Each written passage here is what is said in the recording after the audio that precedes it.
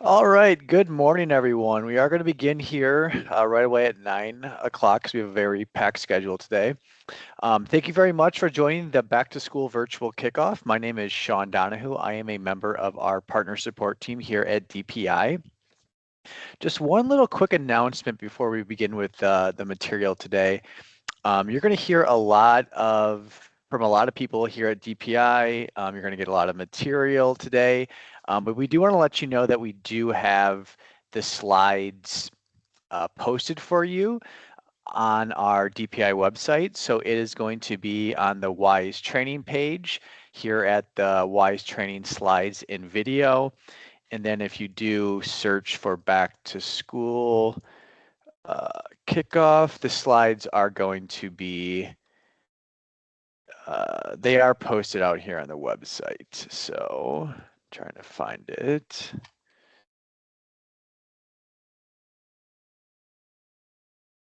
Yeah, they're here on the slide text for the back to school kickoff. So if you want to look at these later, or if you have to drop off today, if you can't stay the entire time, please find them on our website. They will also be on the webinar page where you signed up to join this training. We are also recording the training today and we'll be posting a video. So yeah, you'll have lots of ways to access this information after today. But again, thank you very much for joining. So let's actually get into the content.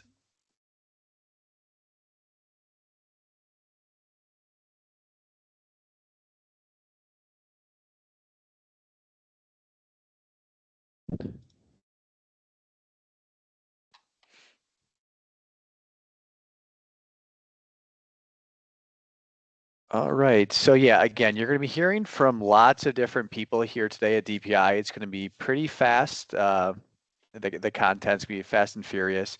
Here is the agenda for the morning session. So I'm going to walk through some best practices for you. Jeff Perry is going to do a presentation on Wise Home, Wise Secure, and DSA. Joy Daniels is going to go over some school directory updates. Jeff Perry is going to come back and talk about WISE admin updates. Heather Cluck is going to go over Ed5 credential.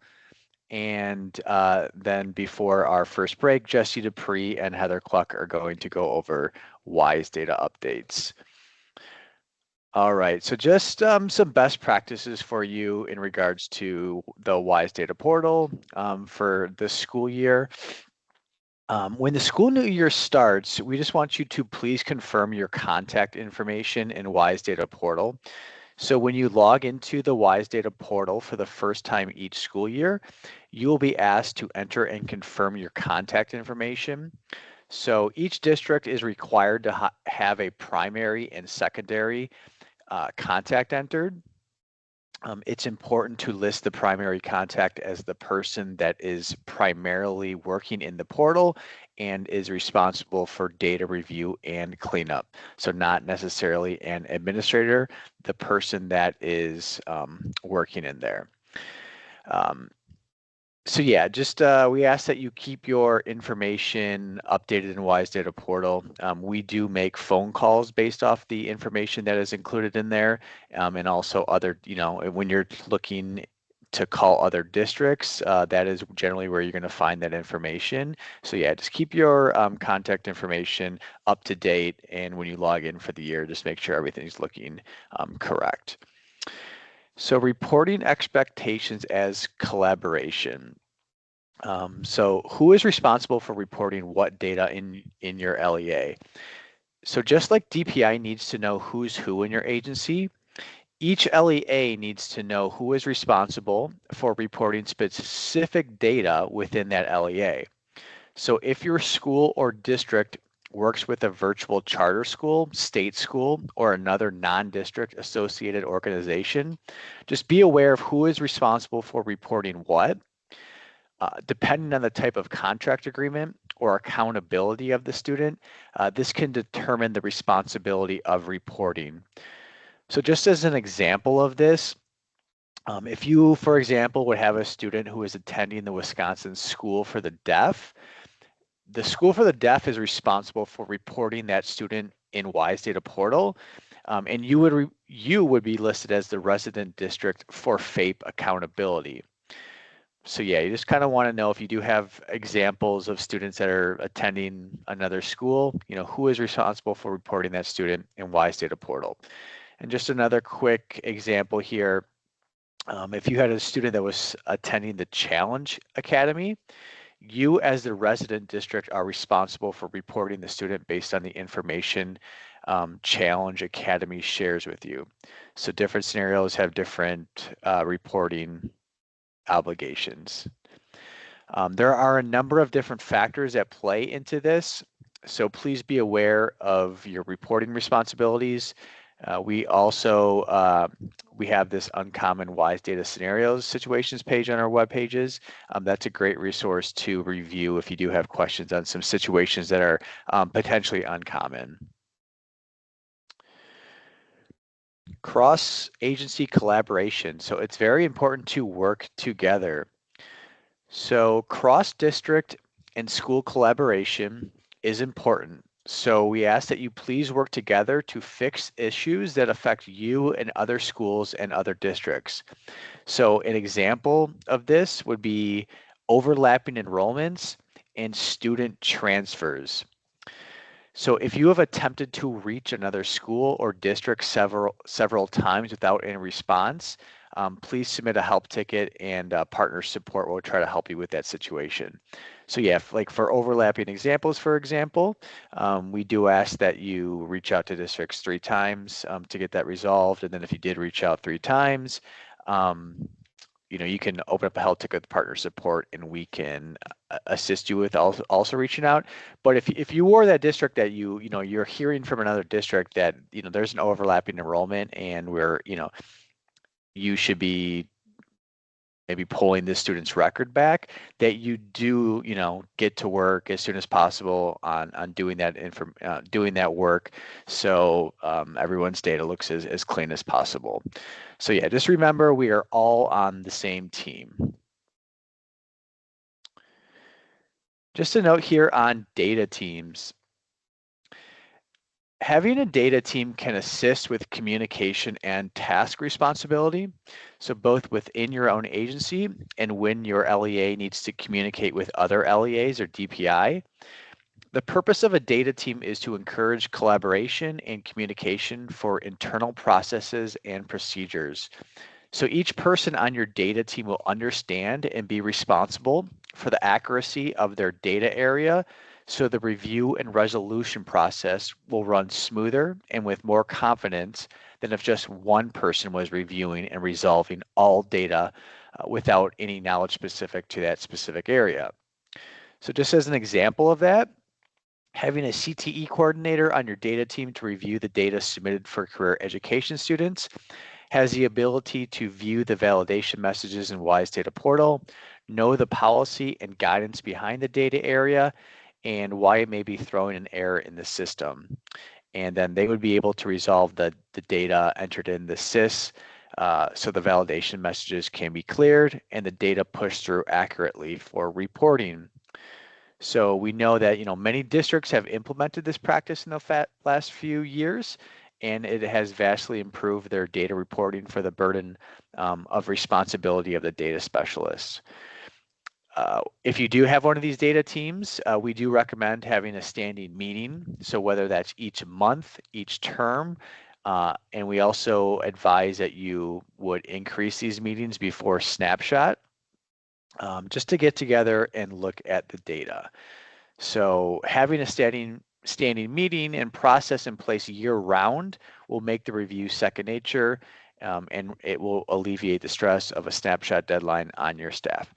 So just to simplify that, if you do have a data team at your district, yeah, we do advise that you get together on some type of regular cadence to review data and just make sure everything's going smoothly, stuff is not getting missed. And then we know that a lot of our districts, especially our bigger districts, do have data teams.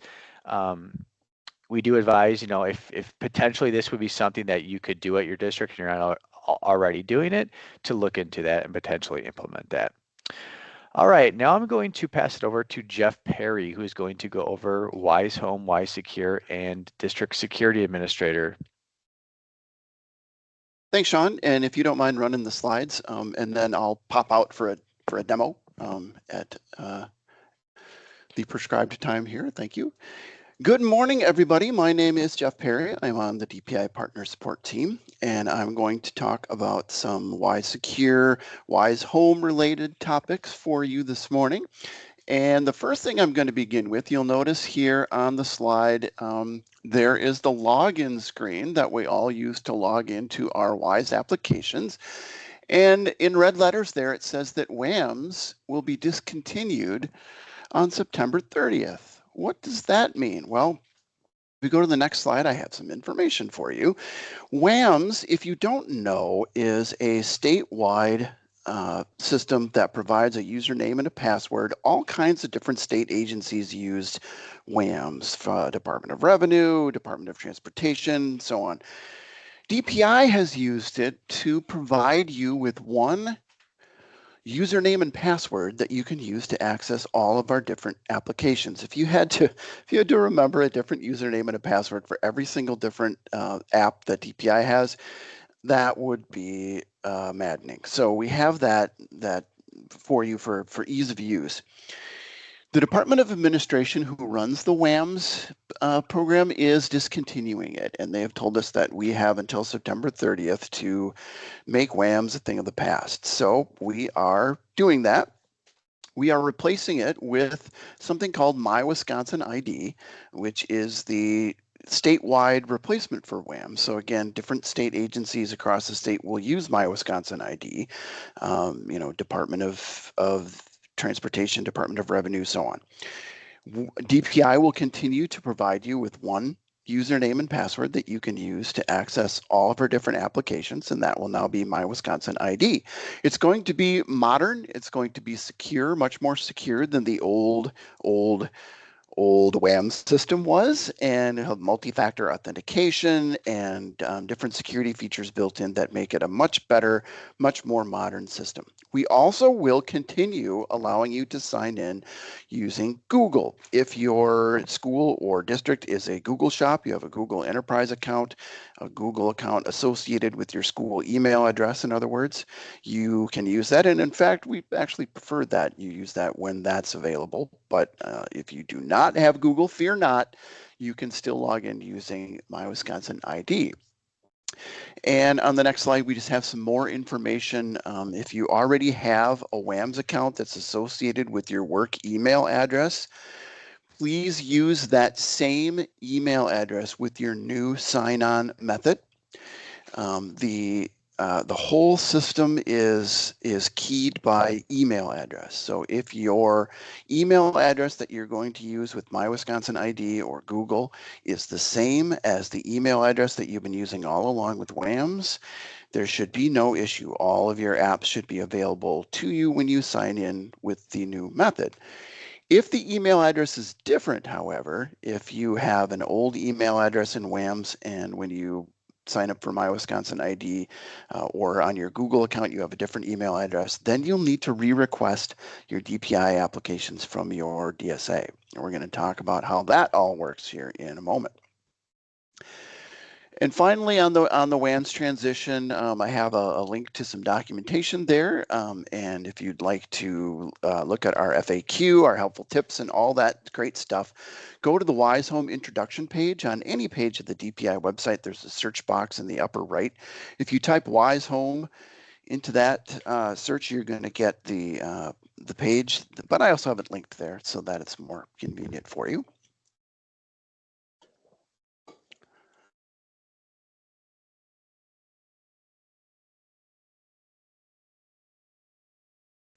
But enough about the WAMs transition. The meat of my presentation here is actually not about the WAMs transition, but about Wise Secure and DSA tasks. We're going to talk about what is the Wise Secure app, what is a DSA, and what the heck is an application administrator. We're going to go over all of that. Each district, each independent charter school, each choice school needs to have a district security administrator or a DSA. Now, usually this is the district administrator or the choice administrator, but that can be delegated, as we'll find out here in a moment.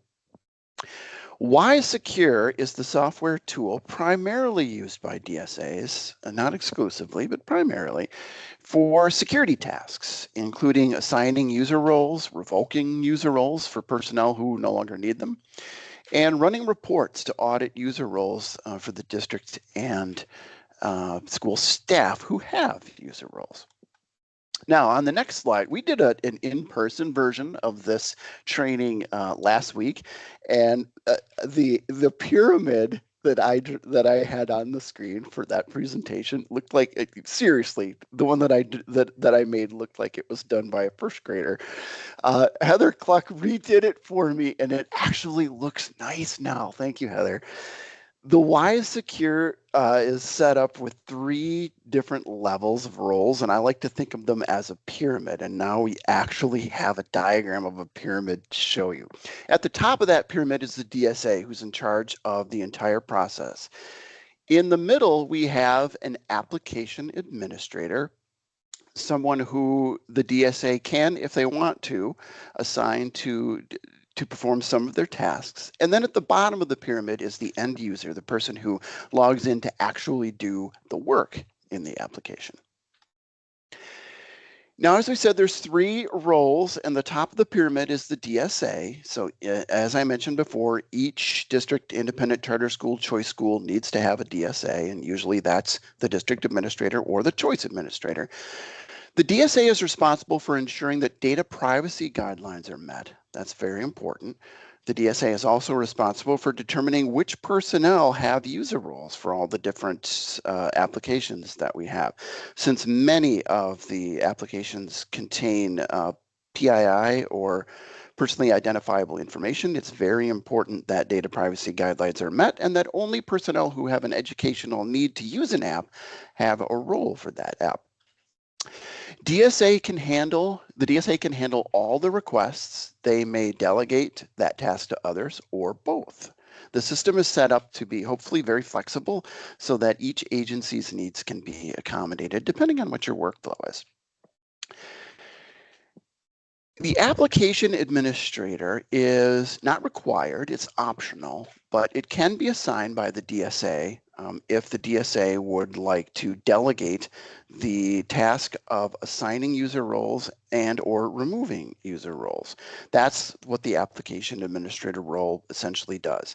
And it's at the application level. So each individual app, Wise Data Portal, Wise ID, Wise Staff, etc., each individual app can have an application administrator assigned by the DSA. Doesn't have to be, but it can be assigned if the DSA wants to delegate some of those tasks. And that role, by the way, allows use of the Wise Secure application to assign user roles and remove user roles. But the application administrator role does not give one access to use the app itself. It's kind of an important distinction to make. And then we have the application end user at the bottom of the pyramid. Again, the person who logs in uses the app to do their day-to-day work. That is the bottom pyramid role. Requesting access is done on the Wise Home application. I'm going to show a demo of that in a moment, so I'm going to kind of blow through these slides a little bit. On the next slide, we see kind of an example of how you would fill that form in. This will be helpful to you if you're looking at these slides later, but I'm going to show you the demo of it next. And so what I'm going to do now is have a look at that demo. So I'm going to grab the screen from you, Sean, assuming that this works. Technology is our friend.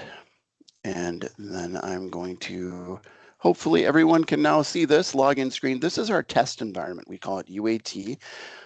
And we're going to be playing with pretend data. This is not going to be real stuff here, but I want to use this to kind of show you how this all works. So when we're in the Wise Home menu, looks like this. If you want to request a user role for an application, you will request access on that tab up at the top that I just clicked on. If you're a public district, it defaults to that, so you're all set. If you're a private school, you'll click that private school radio button, and then you'll be able to choose your school. Either search for it here or choose it from the list. Paging through the list, it can be very tedious, so I would recommend searching for it by the school name. Public districts would choose their district from the drop-down list. For our pretend purposes today, I'm going to be picking on the Appleton School District, but again, this is all just pretend information. None of this is real. You can do individual school for some applications. So if that applies, you can choose an individual school. Otherwise, you can check the box for all schools in your district. You're going to need to fill in your job title. So I'll just choose tester. And then you're going to choose the application or applications that you want to have access for. So let's say I need school directory and I need WISE Data Portal for my job. And if I want to, I can leave some comments in here.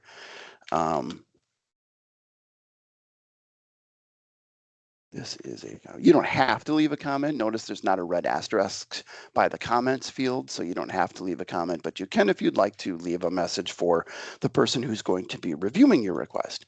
Then when you press the request access button, that request goes off not to DPI, but to your DSA at your district or school. And if there would be an application administrator assigned for the applications that you asked to have access for, that application administrator would get the email as well. So all of that is handled locally at your LEA. It does not go to DPI. You can check the status of your application request on the App Request Status tab at the top. And there you can see there are some examples in our pretend system here. You can see that, this request was granted, this one was rejected, these ones are still pending. Now we're going to take over the role of the DSA in our demonstration. The DSA is going to use the WISE Secure application to review the requests that are in the pending access queue. Oh. There's only one in here, but here we are. So I should have chose Cassville instead of Appleton. Sorry about that. But I still have an example to show you. So when the DSA goes into the pending access queue, they're looking at all of the requests that have been made for access to the various DPI apps by their personnel at their school or their district. Clicking the review tab over here allows you to either approve or reject the request. If I approve it, I choose approve, but then I also have to choose the user role. So this person has requested the PTP District Users app. And when I click down, I see that there are these roles that they could be approved for. So as the DSA, I have to know what those roles are. And what role that this person should be assigned a role, what access level they should have for this particular application. Or maybe I'm going to reject the application. Maybe I'm going to say, you know what, this person doesn't need this app. So if I reject it or approve it, either way, I click the Save Changes button, and then I get a message at the top saying that, that I was successful. One other thing I want to show is the Access Viewer tab. This is what the DSA would use to do an audit to see what applications are assigned to what personnel at their district or school. You can do just a broad search by just clicking the search button and every single role will come up. You can export that to Excel. And if you like to use spreadsheets, or if that's more handy for you, you can do all of your sorting and everything in the spreadsheet, or you can do it here on the screen. So if you want to go by application, you could say, okay, I want to see everyone in my district who has the early read application. Okay, I have one person. Or I want to see everybody in my district who has the EdFi credential app. Okay, I've got 2 people that have that application. So you can, the DSA should do this periodically, at least once a year, to make sure that there aren't people who have roles assigned, maybe who've left the district or left the school, or people who have maybe changed roles and they no longer have an educational need to use the apps that they're assigned. It's important to do that periodically to make sure that roles are assigned only to people who have an educational need to use them. And that is my demo, so I will stop sharing my screen. Thanks very much. If you have any questions ever about how the process works, how to apply for an application, anything for that, you can always open a help ticket and our partner support team will point you in the right direction and assist you. Just remember, though, that we cannot reset passwords. So if your question is about a password reset, we're not going to be able to do that for you. You're going to have to either go to the My Wisconsin ID help page to have your password reset, or you're going to need to consult your local IT procedures for resetting a Google password. And thank you very much, Sean. Back to you. All right, thanks, Jeff. Now I'm going to pass it over to Joy Daniels, who's going to go over school directory updates. Good morning, everybody. My name is Joy Daniels. I'm a new partner support analyst. Been on the team here for about 4 or 5 months. So if my name is unfamiliar, that's why, but you will be seeing a little bit more of me as more of these presentations come up. So today I'm going to just be talking through School Directory. School Directory is our secure management portal for all the important information the public needs to know about your school in order to get in touch with you. So we have the public portal on our DPI website, where essentially all the information you update gets loaded to that website so that a parent or guardian or someone who's looking for your school would be able to find that. Either they would be able to see the maps, your contact information, your school website, so on and so forth. So we have the school directory management portal for you to be able to make those updates. You can see that green collection open button. Essentially, you would sign into the school directory, and when you see that collection open, that means you are able to update the information for your school for the school year coming ahead. We do close the school directory just for 1 month so that we can make all necessary updates on our end. But for the most part, we're open for about, I guess, 10, 11 months for you to make those updates. You can go to the next slide. So essentially the updates that I was speaking about that you would be making: address, your mandatory contacts, low grade and high grade, kindergarten data for public districts only, and then we have a new mandatory transcript request URL, which I'm going to speak about in the next slide. If there's any help you need on the school directory or don't know, what you should be putting where, we do have user guides available for you to choose, based on your agency type, how you would go about updating the school directory. You can go for it. So the new updates that we have to school directory are the transcript request URL, as I stated in the last slide, and then we have the optional transcript graduation record contact person. So for the transcript request URL, we here on the partner support team every once in a while we receive a help ticket from someone who's graduated maybe 4 years ago, 3 years ago, 6 years ago, and they're needing their transcripts.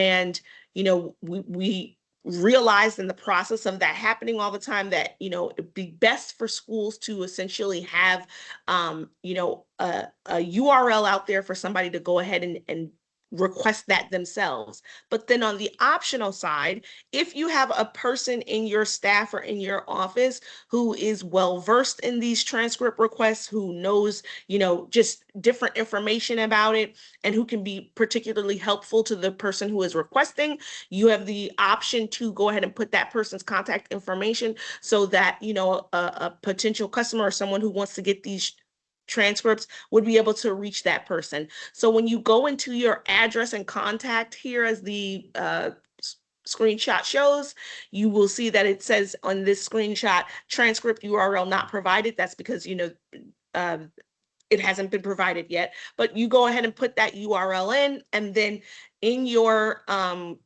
staff contacts, you can add a contact for your transcript graduation record contact person. Go to the next slide.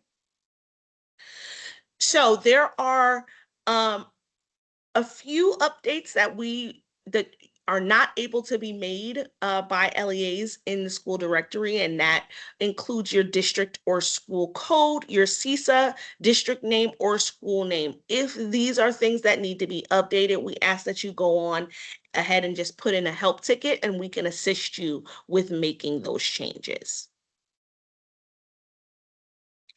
In order for you to access school directory and be able to make updates, you need to have the user role of directory update.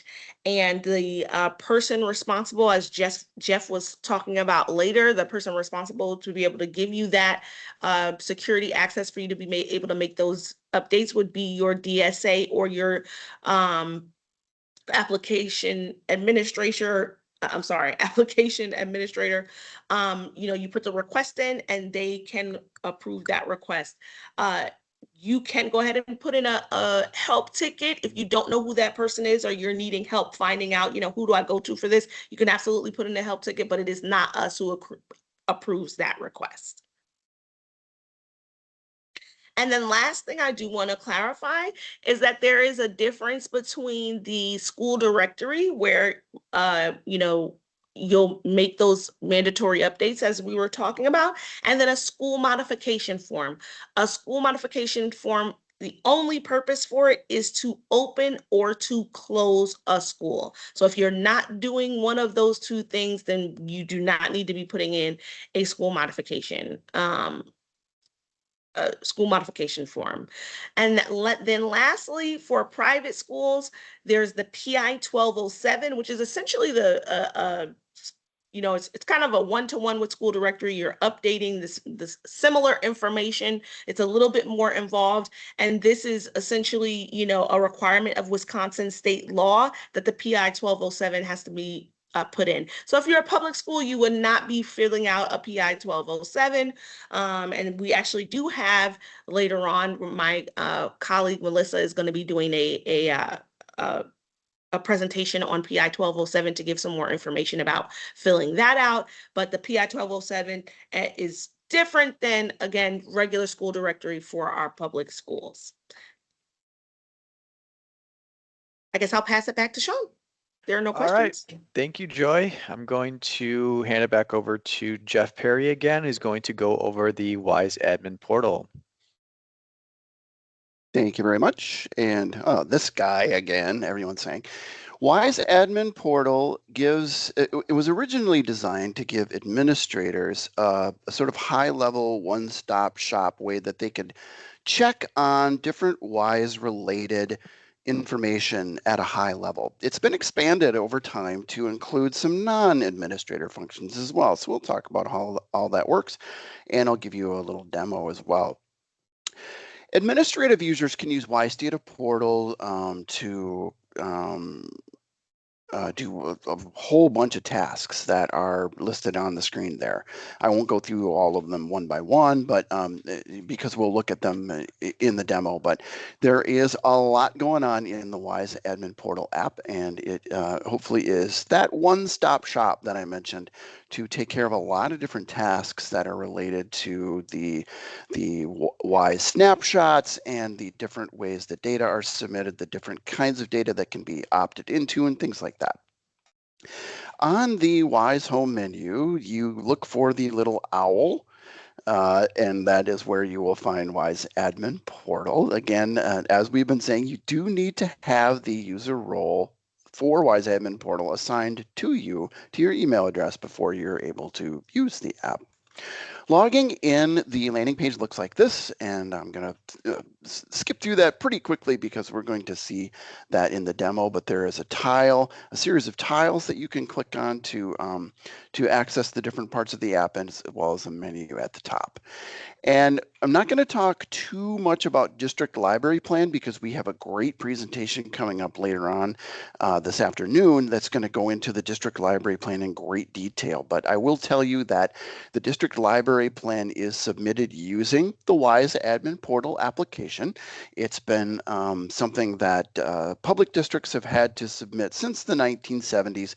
We've incorporated that into the WISE admin portal app since the 2023-24 school year.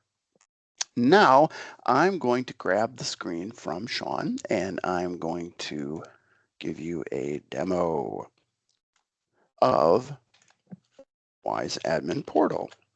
Again, this is our test environment, so none of this information is actually real. This is all just pretend stuff that we can show you in a test environment like this. So here's our WISE home menu, and again, there's the WISE owl, get it, WISE owl, and so we'll click on that and get to WISE admin portal. The landing page will look a little different for choice schools simply because there's less information for you to submit in WISE data and to WISE, and therefore there are fewer things for you to review in WISE admin portal. But the public district screen will look like this. We have these tiles that I mentioned. Notice when I hover over them, they change color. And if I would click on those, which I'll do in a moment, it'll take me to that area of the app. Sometimes there's little announcements at the top, like in this case, we're being advised to please complete the administrator acknowledgements. Well, let's look at that first then. Administrator acknowledgements, let's click on that tile and we'll come to that part of the app. The district administrator, choice administrator, is going to be asked to review the data quality acknowledgement and the snapshot acknowledgement. And basically, without going into too much detail in the time allotted here, it's basically saying that you're going to be submitting your data on time and you're going to make sure that it is as accurate as possible. So you check the appropriate boxes and click the submit buttons, and that is done. If we scroll down a little farther, we'll see that we can opt into immunization data sharing from this screen. We can also opt into parent and guardian information data sharing from here, and also system integration interoperability. Wow, that's a mouthful. And graduation status as data directory. So all of these opt-ins are accomplished on this screen as well. We can go back to the home screen where we have our tiles, or you can use the menu at the top. It is exactly the same. Clicking on the tile or clicking on the menu item at the top will get you to exactly the same place in the application. Reviewing agency contacts is important because we want to make sure, as Sean said at the beginning, that when other LEAs or DPI personnel need to reach out regarding a WISE related matter, it's important that we have the correct contact information to do that. At the top, we can review our WISE data portal contacts, and in this pretend example, we don't have any, so we would know right away that we need to make sure that that's taken care of. We also have WISE ID and WISE staff contacts that we can review on this page. The snapshot calendar is linked from here, or what we also call the WISE events calendar. It's very important, very handy, because it shows you all of the different trainings and other events that are coming up related to WISE that you may want to take advantage of at your district or school. Look, right here is our training that we're in today. It's on the calendar. And we put things on here for vendor trainings and maybe CISA trainings and other things that we are given a heads up that are occurring. We'll put them on this calendar so that you have that all in one place and can view it easily. You can change the view to view it by week if that's handier for you, or even by day if you'd like to do that as well. And administrators can pop right into that calendar right from the WISE admin portal menu. They can also look at key performance indicators in the WISE Dash for Districts app. Again, that's available only to public schools. So if you wanted to see key performance indicators for snapshot related data, that is available to you there. There is also the district library plan, which I mentioned we won't go over in great detail here, but if you do click on that tile, you'll be taken to the page where you could actually submit your plan. In theory, that'll come up when I click on the tile. Sometimes the test environment moves very slowly. No, it's not going to come up. All right. Well, like I said, this afternoon there will be a detailed presentation on the district library plan, so you'll be able to get all the details you need on that during that presentation. Data errata letters are important. When we do a data snapshot, the big snapshot being in December and then a smaller snapshot in May. You'll be hearing about that later on and what that means. But when data is captured in the snapshot for reporting purposes, it's final. If there would happen to be a mistake discovered later after the snapshot is taken, a data errata letter would need to be submitted to alert not only DPI, but it's posted on the website to alert the general public as well that data was accidentally captured incorrectly. And that data errata process is initiated in the WISE admin portal application. And you would do that by clicking the new data errata button there and completing all of the fields that have an asterisk next to them and attaching a data errata letter to the submission as well. That's a letter that's on the school or district letterhead, and it basically says there was a mistake and the data was reported this way. It should have been reported this way instead.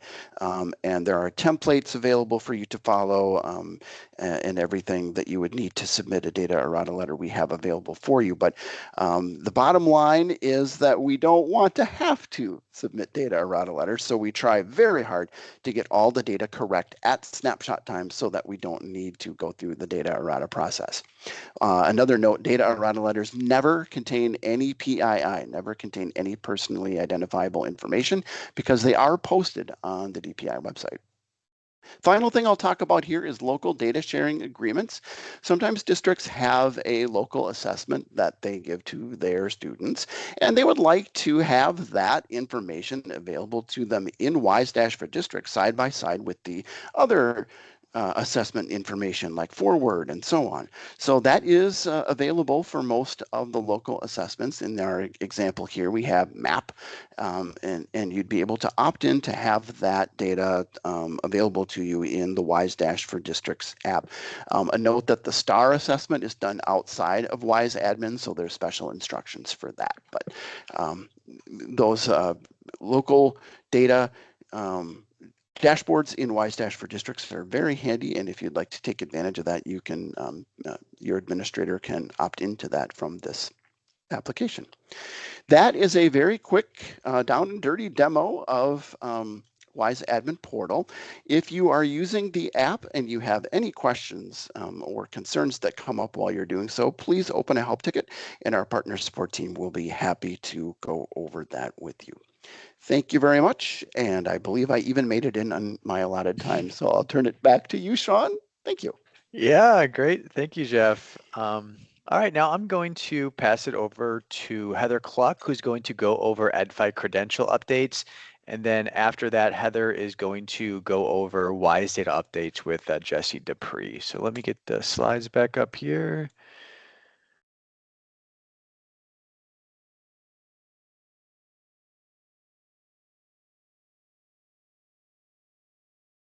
All right, I've taken control. Oh, okay, there we go. So forgive me, I've taken control, but I see we're on the first slide, but that's not necessarily true, is it? I see WISE admin portal demo. Can someone confirm, Jeff, what do you see? We're seeing the back to school virtual kickoff lead slide. Okay. Yeah, I see the title slide. Perfect. I will slide myself down onto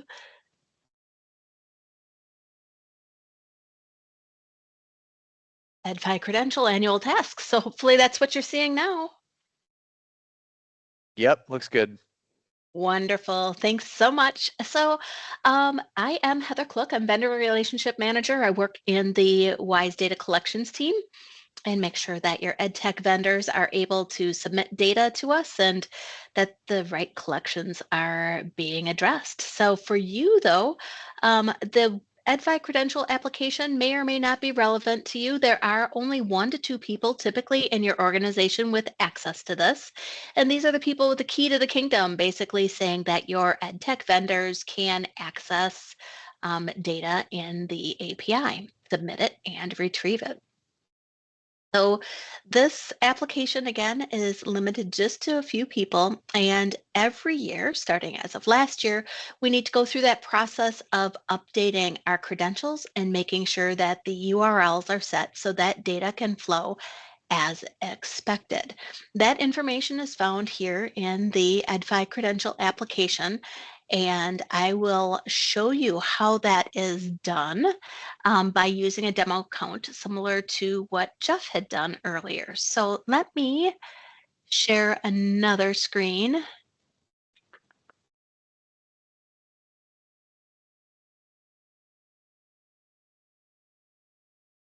All right, I'm struggling here. Here we go.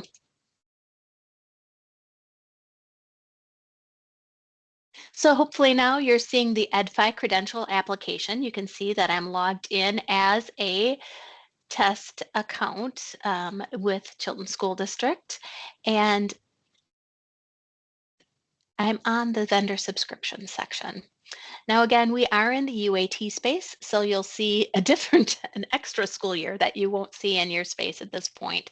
But if we focus on the 26-27 school year for this school, we can see that there are no vendor subscriptions in place right now. So if the school were trying to send data, you would see nothing in WISE data because there's no connection to be able to share data. If we look at the 25-26 school year, the prior school year, we can see that they actually have a SIS vendor, a special education vendor, a discipline vendor, and a finance vendor. So with that being said, we can actually go through this process to click the resubscribe button. And the great thing about this is you can go through, if you've worked with all these vendors last year and they're going to be the same ones this year, you select all and you click Save Changes. And this will add all the vendor subscriptions in, which is great. Now, one thing that I want to point out here is that we're going to make an assumption. Let's say that this vendor, special education vendor, isn't going to be used this year. And you didn't think about that as the process of going through and setting up these subscriptions. You'll need to unsubscribe. But the other thing is that's going to impact your SIS vendor. So one of the things that you'll actually see in the beautiful EdFi credential user guide is one of the steps before going through this process of adding your subscriptions is to plan it out in advance. So you can see right now, this school has 2 SIS vendors. We really don't want 2 SIS vendor subscriptions, right? We also don't necessarily want to have 2 applications writing on special ed. And right now we can see this top SIS vendor has the resource access of write on all student data except for special education data. And if I go down 3 lines to special education, I can see that's writing on special ed too. So to remedy this situation, I'm going to unsubscribe from the special education application and confirm. And I'm also going to go through and delete this first subscription where it says write on all student data except for special ed. So by doing this, I now have still 1 too many special education vendors. So I'll unsubscribe from that one too.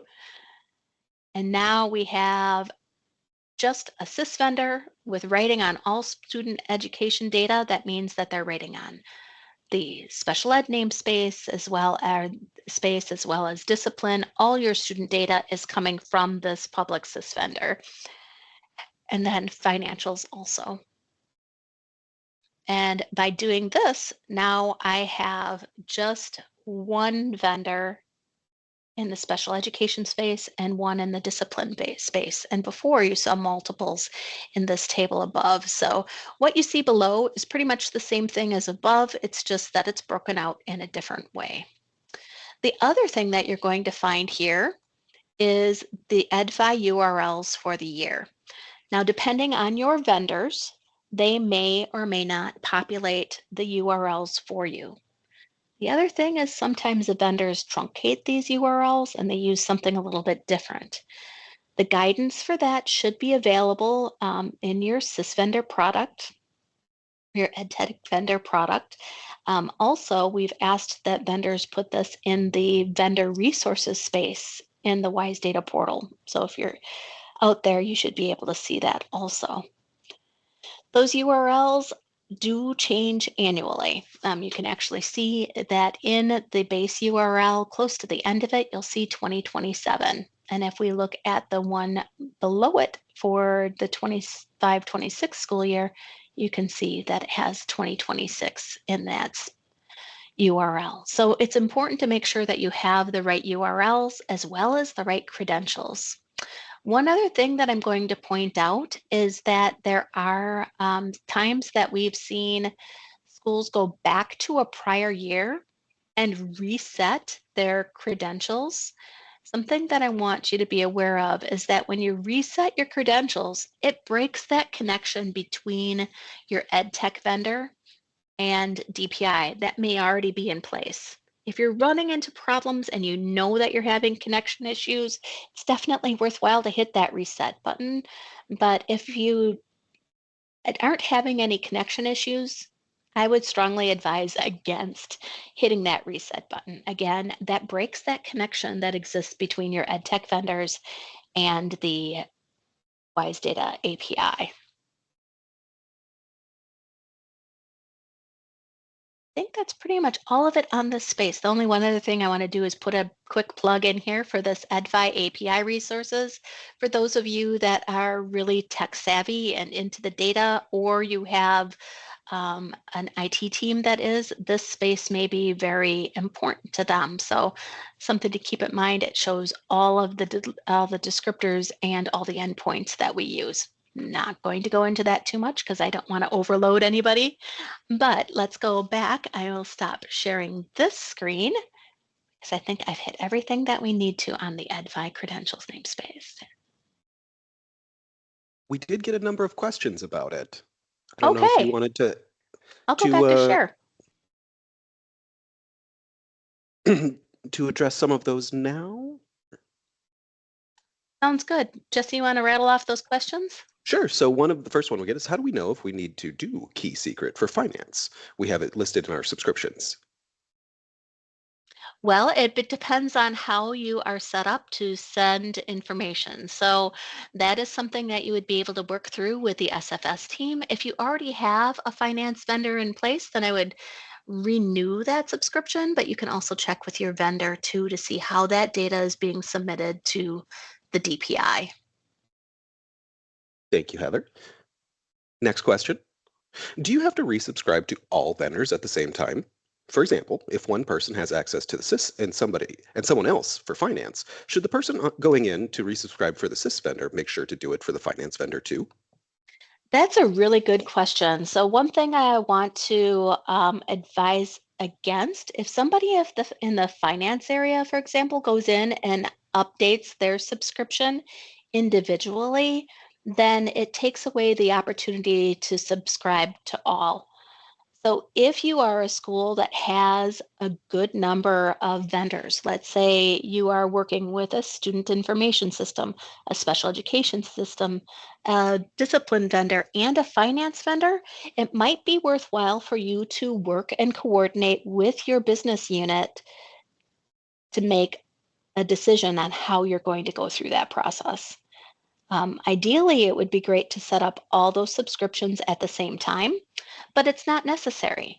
If I were to go back to this page here and I scroll down and I notice, for example, that this one does have a finance vendor, but if I unsubscribe from that, I can go in and add it later. The one thing that I've done though, since I've unsubscribed for that finance vendor, you really want to make sure that that key and secret hasn't been used before you do that if you're going to be taking away that opportunity from another user in your area. But you can individually add subscriptions by going here and select your vendor. So let's go to Moneo Finance, and they get the ability to write on local and budgets and actuals only. And then you have a nice agreement that you need to slowly scroll through and read before you acknowledge and save your changes. So when you're picking out another vendor, it's easy enough to click that add button, select the vendor. If you're going with a special education vendor, you only have one option. The one that has most options to it is the SIS vendor. So you have the ability typically to write on all student data except for special ed, all student data except for discipline, or all student data except for discipline and special ed if you're using two specialty vendors. Awesome. Thanks, Heather. And You're one welcome. last question on the topic. Question is, if we resubscribed, but it says last used, never activated, what does that mean? That's a great question. So when you're looking here, this says last used, never activated. And that's because we can see the secret here. You are not, if you're set up with this and SkyCloud is your SIS vendor and you have not entered your key and secret into your vended product, then you're not going to be able to send data. So this last used really means when that key and secret was used by your EdTech vendor to gain access to the API.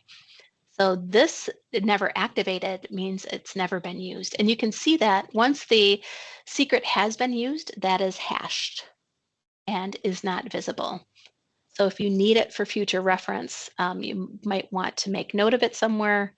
So, or just let it run and only reset it if you absolutely need to.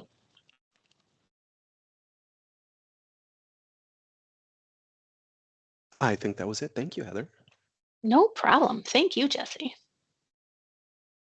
All right, stop sharing this and go back to the slide deck.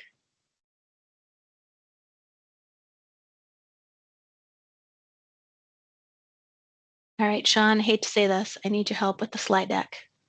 Okay. Did you want me to run it? Yeah, that would be great. Okay.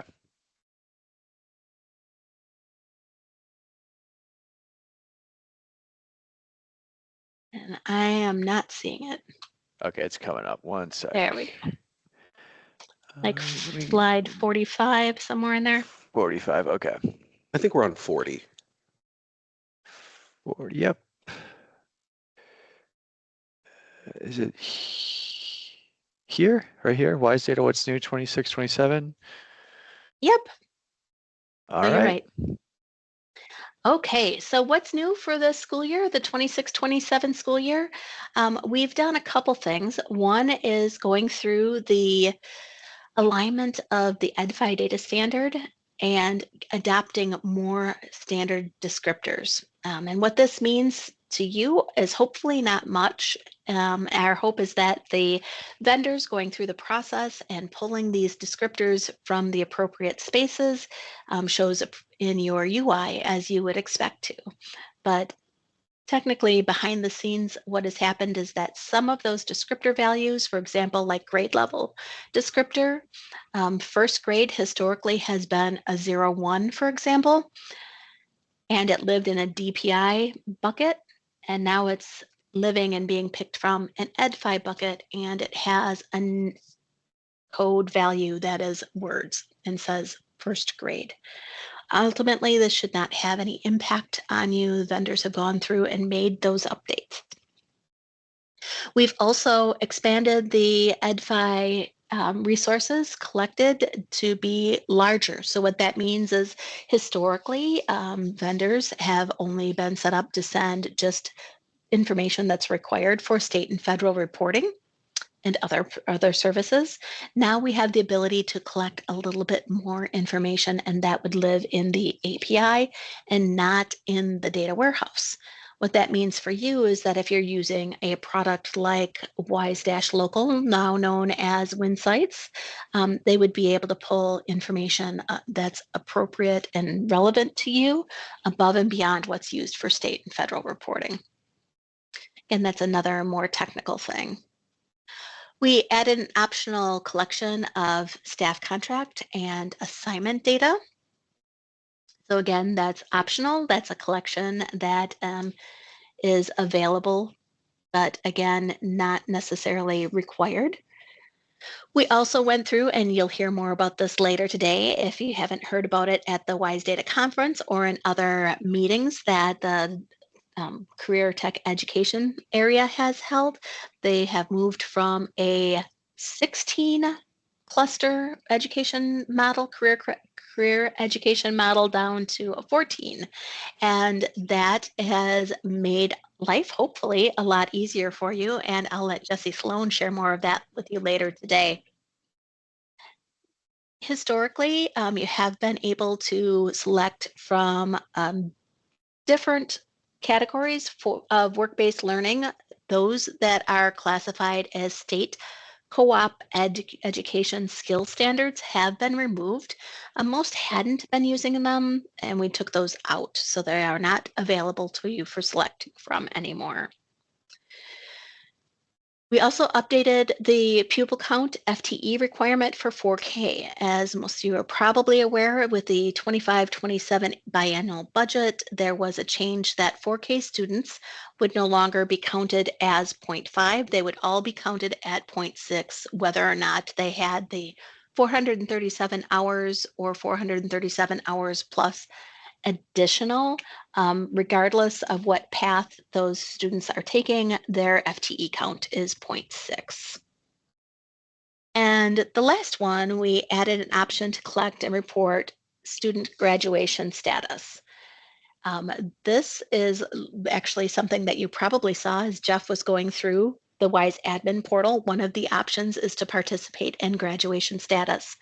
Something to keep in mind with this, though, is that it is looking at collecting this information as part of, as part of directory data, which is in compliance with pupil count records, state statute 118-125.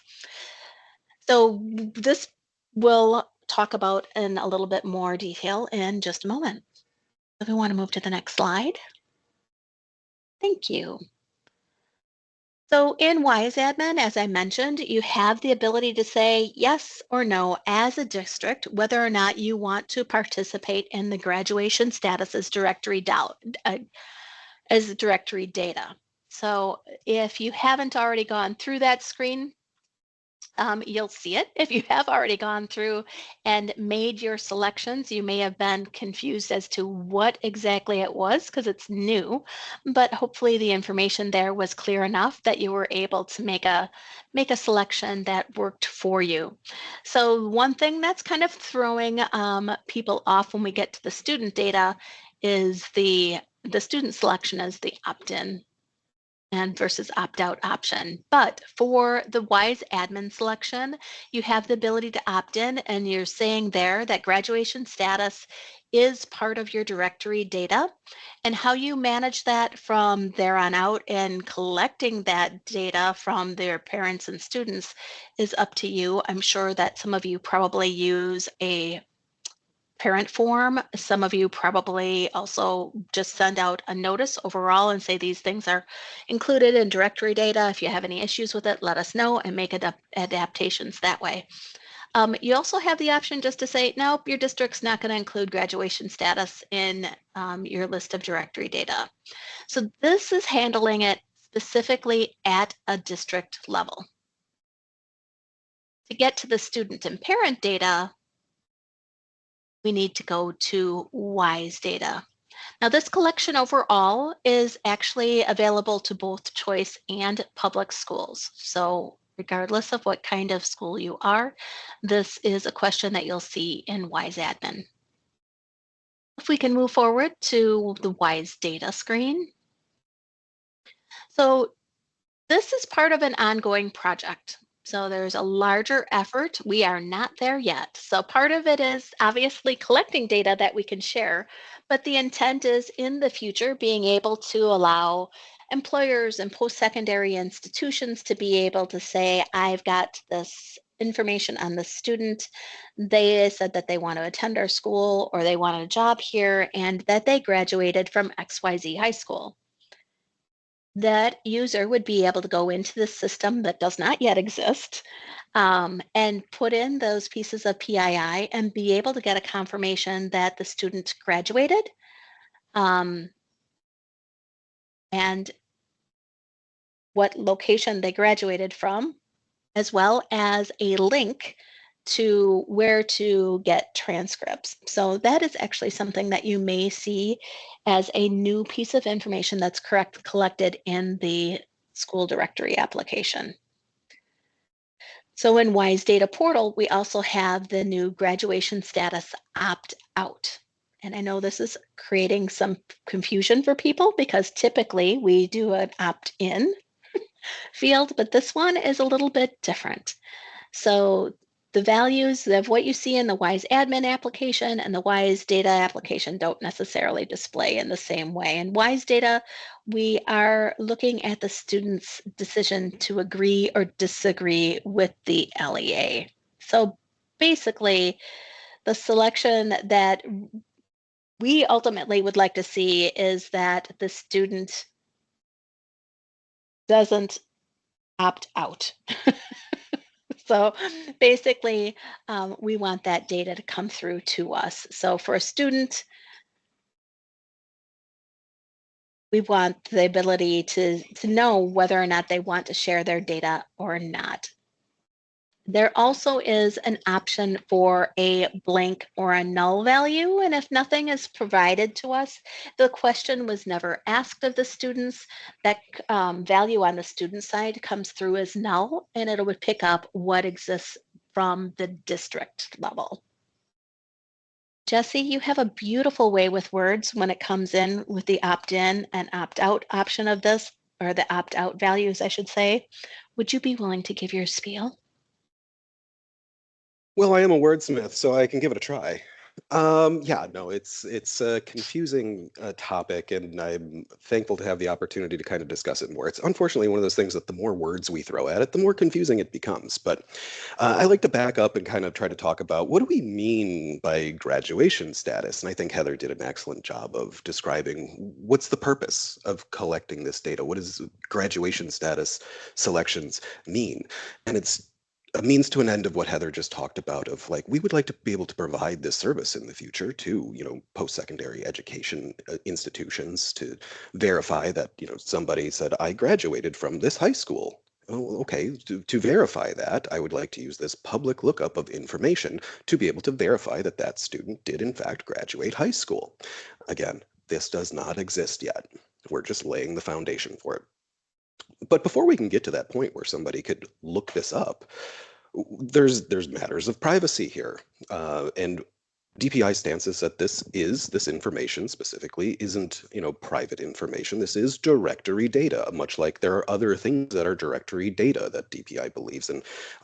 Everything that your districts also include as directory data apparently go out in the packet of information at the beginning of every school year to parents and students to say, we think these things are directory data and therefore of a public interest, or however that's phrased. I'm not a lawyer. So the two different things that we're asking for here are both very, very closely related. It's graduation status, and do you believe that this is directory data to your district? Do you agree that sharing this information is directory data? That's when WISE admin, where you'd be able to do that, make that selection of, yes, we agree with you, no, we don't agree with you. That's one element of it. The other element of it is, does the student or parent of the student also agree? This gives them the opportunity to say, no, I don't, or yes, I do agree. So at that individual student level, the way we collect that, it gets double negative E. And there's good reason for that. But basically the question we're asking to individual students and parents of those students is, your graduation status, do you opt out of sharing it? So if they say, no, I don't opt out of sharing it, then they're sharing it. But if we say, do you opt out of sharing it? And they say, yes. Well, then they're not sharing it. So a Y means a negative, and a no means a positive in this regard. It's unintentionally confusing.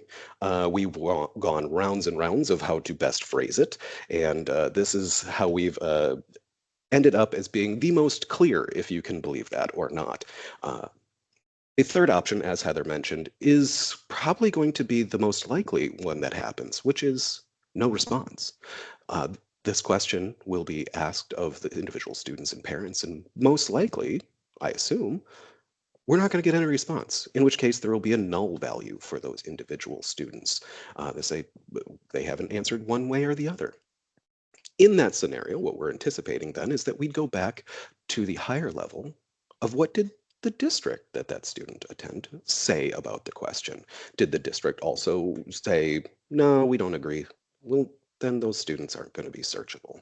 But if the district said, no, we believe that this is directory data, and then the student did not make a selection, well, then kind of by default, then they have been alerted that this is directory data and they have not chosen to remove themselves from the search option, so they would be searchable. Again, this is not yet built. There are still many, many questions to be asked, but that is the crux of the whole topic. Now, I hope there are no questions. I'm obviously kidding about that. I'm going to be around all day. If there are questions on this topic, I will be here to answer them. Jesse, I think you already answered the question, but there is a question that came through, and I just want to make sure that we answer this for this person. It says, to be clear, if we leave the option blank and ask families to log in and opt in or opt out, families would automatically be sharing their information. If it's blank, That's a great, great question. And the answer is not really. It's going to depend then if the individual student and families did not answer the question.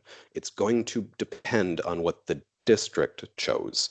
So if the district said, yes, graduation status is directory information, then the families not making their own individual selection are kind of passing the decision back up to the district to say, whatever you decide, it's fine. But if the district said, no, we're not sharing this, and then the family didn't decide either way, well, then the same situation applies where they say, we're passing that choice up to the district and whatever they had said. But the district said no as well, so they're not going to be able to be searched in that functionality. So it's two different. The equation is what did the district say and what did the family say? And there's about 4 to a bunch of different combinations once you start including null values in there of what the answer could be. But it's basically, does the district agree that this is directory information? Yes or no? And then do the individual students and the families of those students, do you also agree? Yes or no? perfect. Thank you. Sean, can you move us forward to the next slide? I think that is pretty darn close to the end of it. The only other thing that we have to build on this with is what happens in school directory. So as I mentioned, we have a project that's in place. We currently have vaporware, which means it doesn't really exist at this moment, but the goal is based off of what we collect in WiseAdmin, WiseData, and the school directory, we would be in a great place to be able to have a product that provides some fabulous value to the schools and that it would lighten the load for the districts when you get requests for transcripts or understanding what graduation status is. So there is a new piece in the school directory, element that I mentioned a little bit earlier, a transcription URL. So this URL is to be able to help feed the system in the future so that when somebody sees that they have graduated, they also have the ability then to make request for transcripts. And then there is also a contact, an optional contact for the school for getting transcripts and graduation records.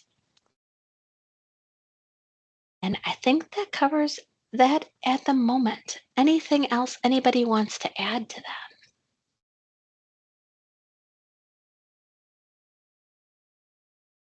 We're going to have a Q&A session at the end of the day today. So I guess if any questions did come in, we can answer them then. But we're going to take a break. We're going to take a 15-minute break until we'll reconvene at 10:30. And then on the screen, this is just what the presentations will be for the second session this afternoon. All right, thanks everyone. Talk to you in 15 minutes.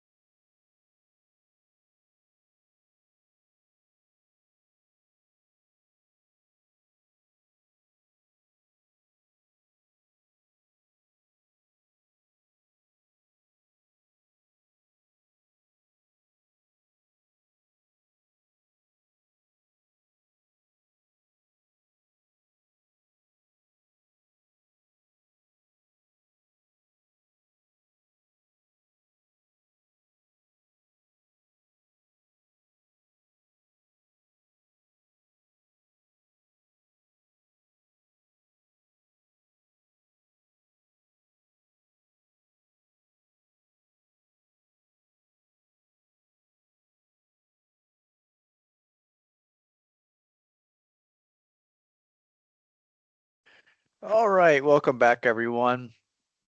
I'm just going to quickly go over what we're going to cover here in the second morning session. So Jennifer Janik is going to go over WISE ID updates. Jessica Bartelt is going to go over WISE grants updates. Pete Shea is going to review WISE Dash. Paul Neff is going to go over data privacy and security best practices. I am going to cover year-end data review, and then Sarah Forsley is going to go over web updates and also help tickets, and then we will take a lunch from noon until 1:15. But I am going to pass it over to Jennifer Janik, who's going to go over WISE ID. Thanks, Sean. Good morning, everyone. Sean, is it okay if I share my screen? I wanted to do some Yeah, absolutely. demos as well. Yep. Awesome. Thank you. All right. So I am Jennifer Janik, and I work with the team who manages the WISE ID application. And we don't really have any new functionality or system updates to present to you this year. So I'm going to spend my time talking about some reminders with regard to WISE ID and finding WISE IDs and managing WISE IDs, and then also some to-dos, the things that you should be including in your daily or weekly calendar to make sure that you're keeping up with any changes to your student and staff WISE ID records. So as we all should know, the WISE ID is the state identifier. It's issued by the application, also called WISE ID. And that is a unique number that follows a student throughout their Wisconsin school career. And it can be also transitioned into a staff WISE ID record if that student should in the future become a staff member of a Wisconsin public school. So as such, it is the unique identifier. All of the data that is reported by you, the districts, and the schools is tied to that person's WISE ID, whether it's the student data that goes in through the WISE Data Portal or any of the other applications that you're using for your student data.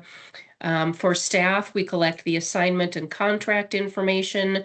Their licensing entity ID is tied to their WISE ID. So everything really revolves around that WISE ID. Therefore, it's very important that you find and use the correct WISE ID for your students and staff. The consequences or implications of using someone else's WISE ID, even temporarily, until the mistake is found for your students or staff, or on the opposite end of the spectrum, if you would have two WISE IDs for the same person, that's going to result in inaccurately reported data and not give you or the state a good picture of what your data is for that student or staff person. So again, it's very important that you do find the correct WISE ID for any incoming students and staff. So this time of year, as students are registering with you, if they have gone to school in a public Wisconsin school or a choice school, they will already have a WISE ID, and it's important that you find that existing WISE ID rather than creating a new one for them. When you are searching for a WISE ID, it is important that you use all the available information that we present in the WISE ID application about that record to make certain that you are selecting the correct one. So in addition to just looking at the first name, even middle name, last name, suffix, and date of birth, we also provide a lot of other information to help you make that decision. On the person search results, you can see a student's the last 2 years of where they were enrolled in school. So if a student is transferring to your school, you know that they were in a prior school, you can look at that enrollment section to see if this is the right student. We also show you their parent guardian information. You should have that information in your student record, so match that to the person that you're looking for. If you are looking for a staff WISE ID record, you will be able to see their prior work history. So again, if you know what assignment they're going to be in or what district they're coming from, look at that information that we share with you to make sure that you're selecting that correct one. And then also staff birth date. Every year we get a couple missing licensing records on a staff assignment because the WISE ID that's being used is for someone who's a student. And so if someone would have just looked at the birth date of that WISE ID record when they claimed it for their staff person, they would have obviously known that it was the wrong one because the age of the student wouldn't work for the staff person that they were looking for. So those are my reminders for WISE ID, for finding the correct WISE IDs, looking at all of the information. If, as you go through these processes and are looking for WISE IDs or verifying WISE IDs, if you need help or have any questions about any of that, or want some advice on if you can't find the correct WISE ID, better ways to search for it, or if you do end up with duplicate WISE IDs and need some help resolving those, we have a couple options for you. So we do host a weekly WISE call, user group call on Tuesdays at 1:30 during the school year. That is a call that is open to all WISE related applications. So WISE Dash, WISE Data, WISE ID questions can be answered there as well. And then we have a link to the WISE ID user guide within the WISE ID application, and I will show that when I toggle over to the app in just a minute to do a couple demos. So that user guide is full of training materials, walkthroughs of all of the screens, and some tutorials as well on how to use some of those functions.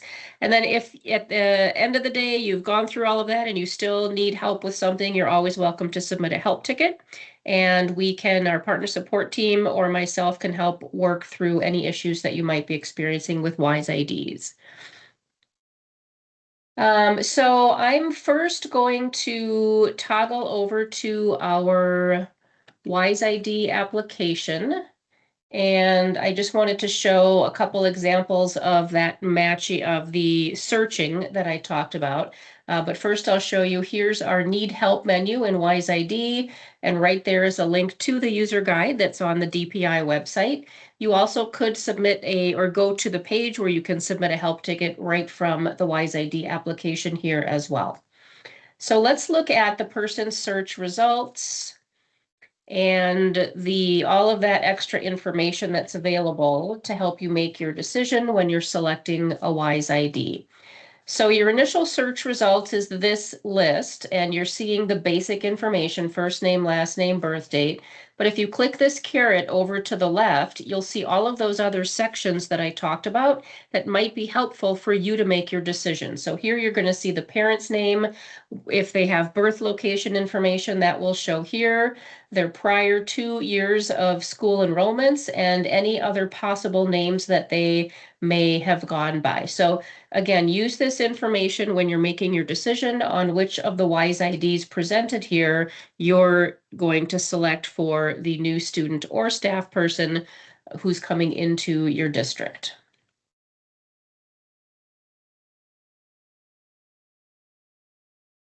Get back to my slides. Okay. So as far as to-dos go for WISE ID, there's really 4 things that I'm going to talk about. Contact information. I think in the other sessions this morning, you've heard that over and over again. It's important that you update your contact information in WISE ID, in addition to the other apps that you've heard about this morning, so that we can reach out to you if there are questions about anything, and to include you in communications having to do with WISE ID updates, scheduled trainings. We use the contact information to reach out to you to provide that information. So we do roll contacts over from year to year. So each new school year, we ask that you review the contact information in WISE ID, update it if there are any changes, and then check the box that says that you verified and everything is accurate. The next thing you should be doing is your person file uploads, and that is a function that's done within WISE ID. I know most of you probably work with a student information system or EdTech vendor that has a process that can get WISE IDs directly from the SIS, and that is a job that goes out to WISE ID and looks for that information. But we do recommend that you do the person file upload in WISE ID as well, at least at the beginning of the school year, to make sure that you're finding WISE IDs for all of your new students and staff members. So when you do that file upload, it's important that you look at the view upload results screen, which is what displays as your file is processing, and it shows you the completed status. It's also going to show you if there were any errors in your file upload, and if you do see errors, that indicates records that were not updated or added to WISE ID. You can click on that number and go view the details for the errors. The other thing that you might see on that view upload results screen is the potential matches. And those are people who maybe didn't have a WISE ID in your file because they're new. And WISE ID is going to present you with the options of who we think might be the person that you're looking for. So that's a process that you'll review and make a determination as to which WISE ID is the correct one for your new person. And then change requests may also be generated from a file upload, and I'm going to be talking about those as well in just a little bit. So I mentioned that on the view upload results page, you may see a number in your potential matches column, and that indicates that there are people that were in your file upload that match with other WISE IDs. But the data between WISE ID and your file may be slightly different, and therefore WISE ID is prompting you to review the person and make sure that the WISE ID is correct and that the data is all current. So on that review matches screen, which can be found in the Manage Person Data menu, you will see a list of the people who have matched with an existing person in WISE ID, and then you can see all of the data for those individuals and make the decision as to which one is the correct WISE ID for you to be using. And I'm going to do a quick demo of that after the slide here, after the next slide.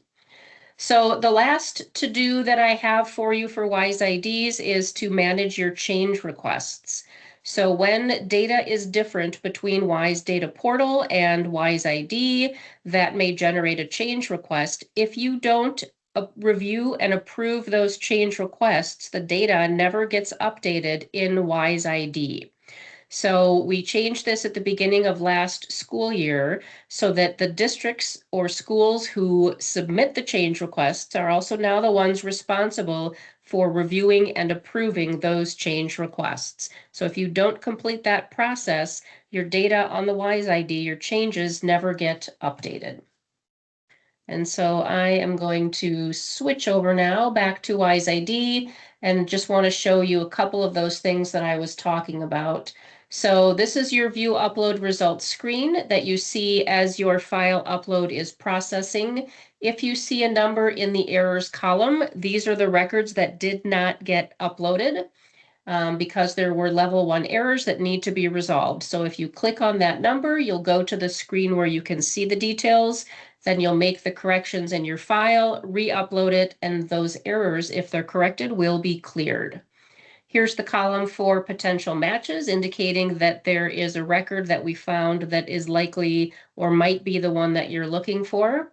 And then here are the change requests, if any changes have been generated from your upload.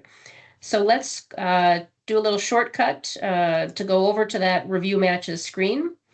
And this is where you see the person that you uploaded, and you'll click the review button. And then at the bottom, let me actually switch over to another district that has a couple matches in it. So at the bottom of the screen, you'll see the potential WISE IDs that might be the person that you're looking for. Again, click that caret and look at all of the other information that we provide. That's going to help you make your decision. Is this the person I'm looking for? In this case, this is a student, has a student and a staff local person ID type. If it's a student that you're looking for, that's not likely the right person. So you'd want to look at this one to see if there's more information there. If that is the correct person, then you can claim that WISE ID and finish that process, and that will grab that WISE ID for you and put that in your file upload that you had completed. And I think I am right on time, so I'm going to end there with my demo and turn it back over to Sean to tell us about our next session. Thanks, everyone. Great, thanks, Jennifer. I'm now going to pass it over to Jessica Bartelt, who's going to go over WISE Grants updates. Hey, Sean, can you run the slides for me? Yep.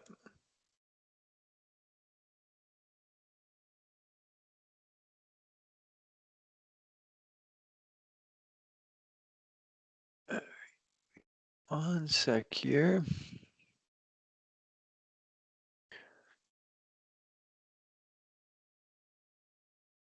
All right, we should be good.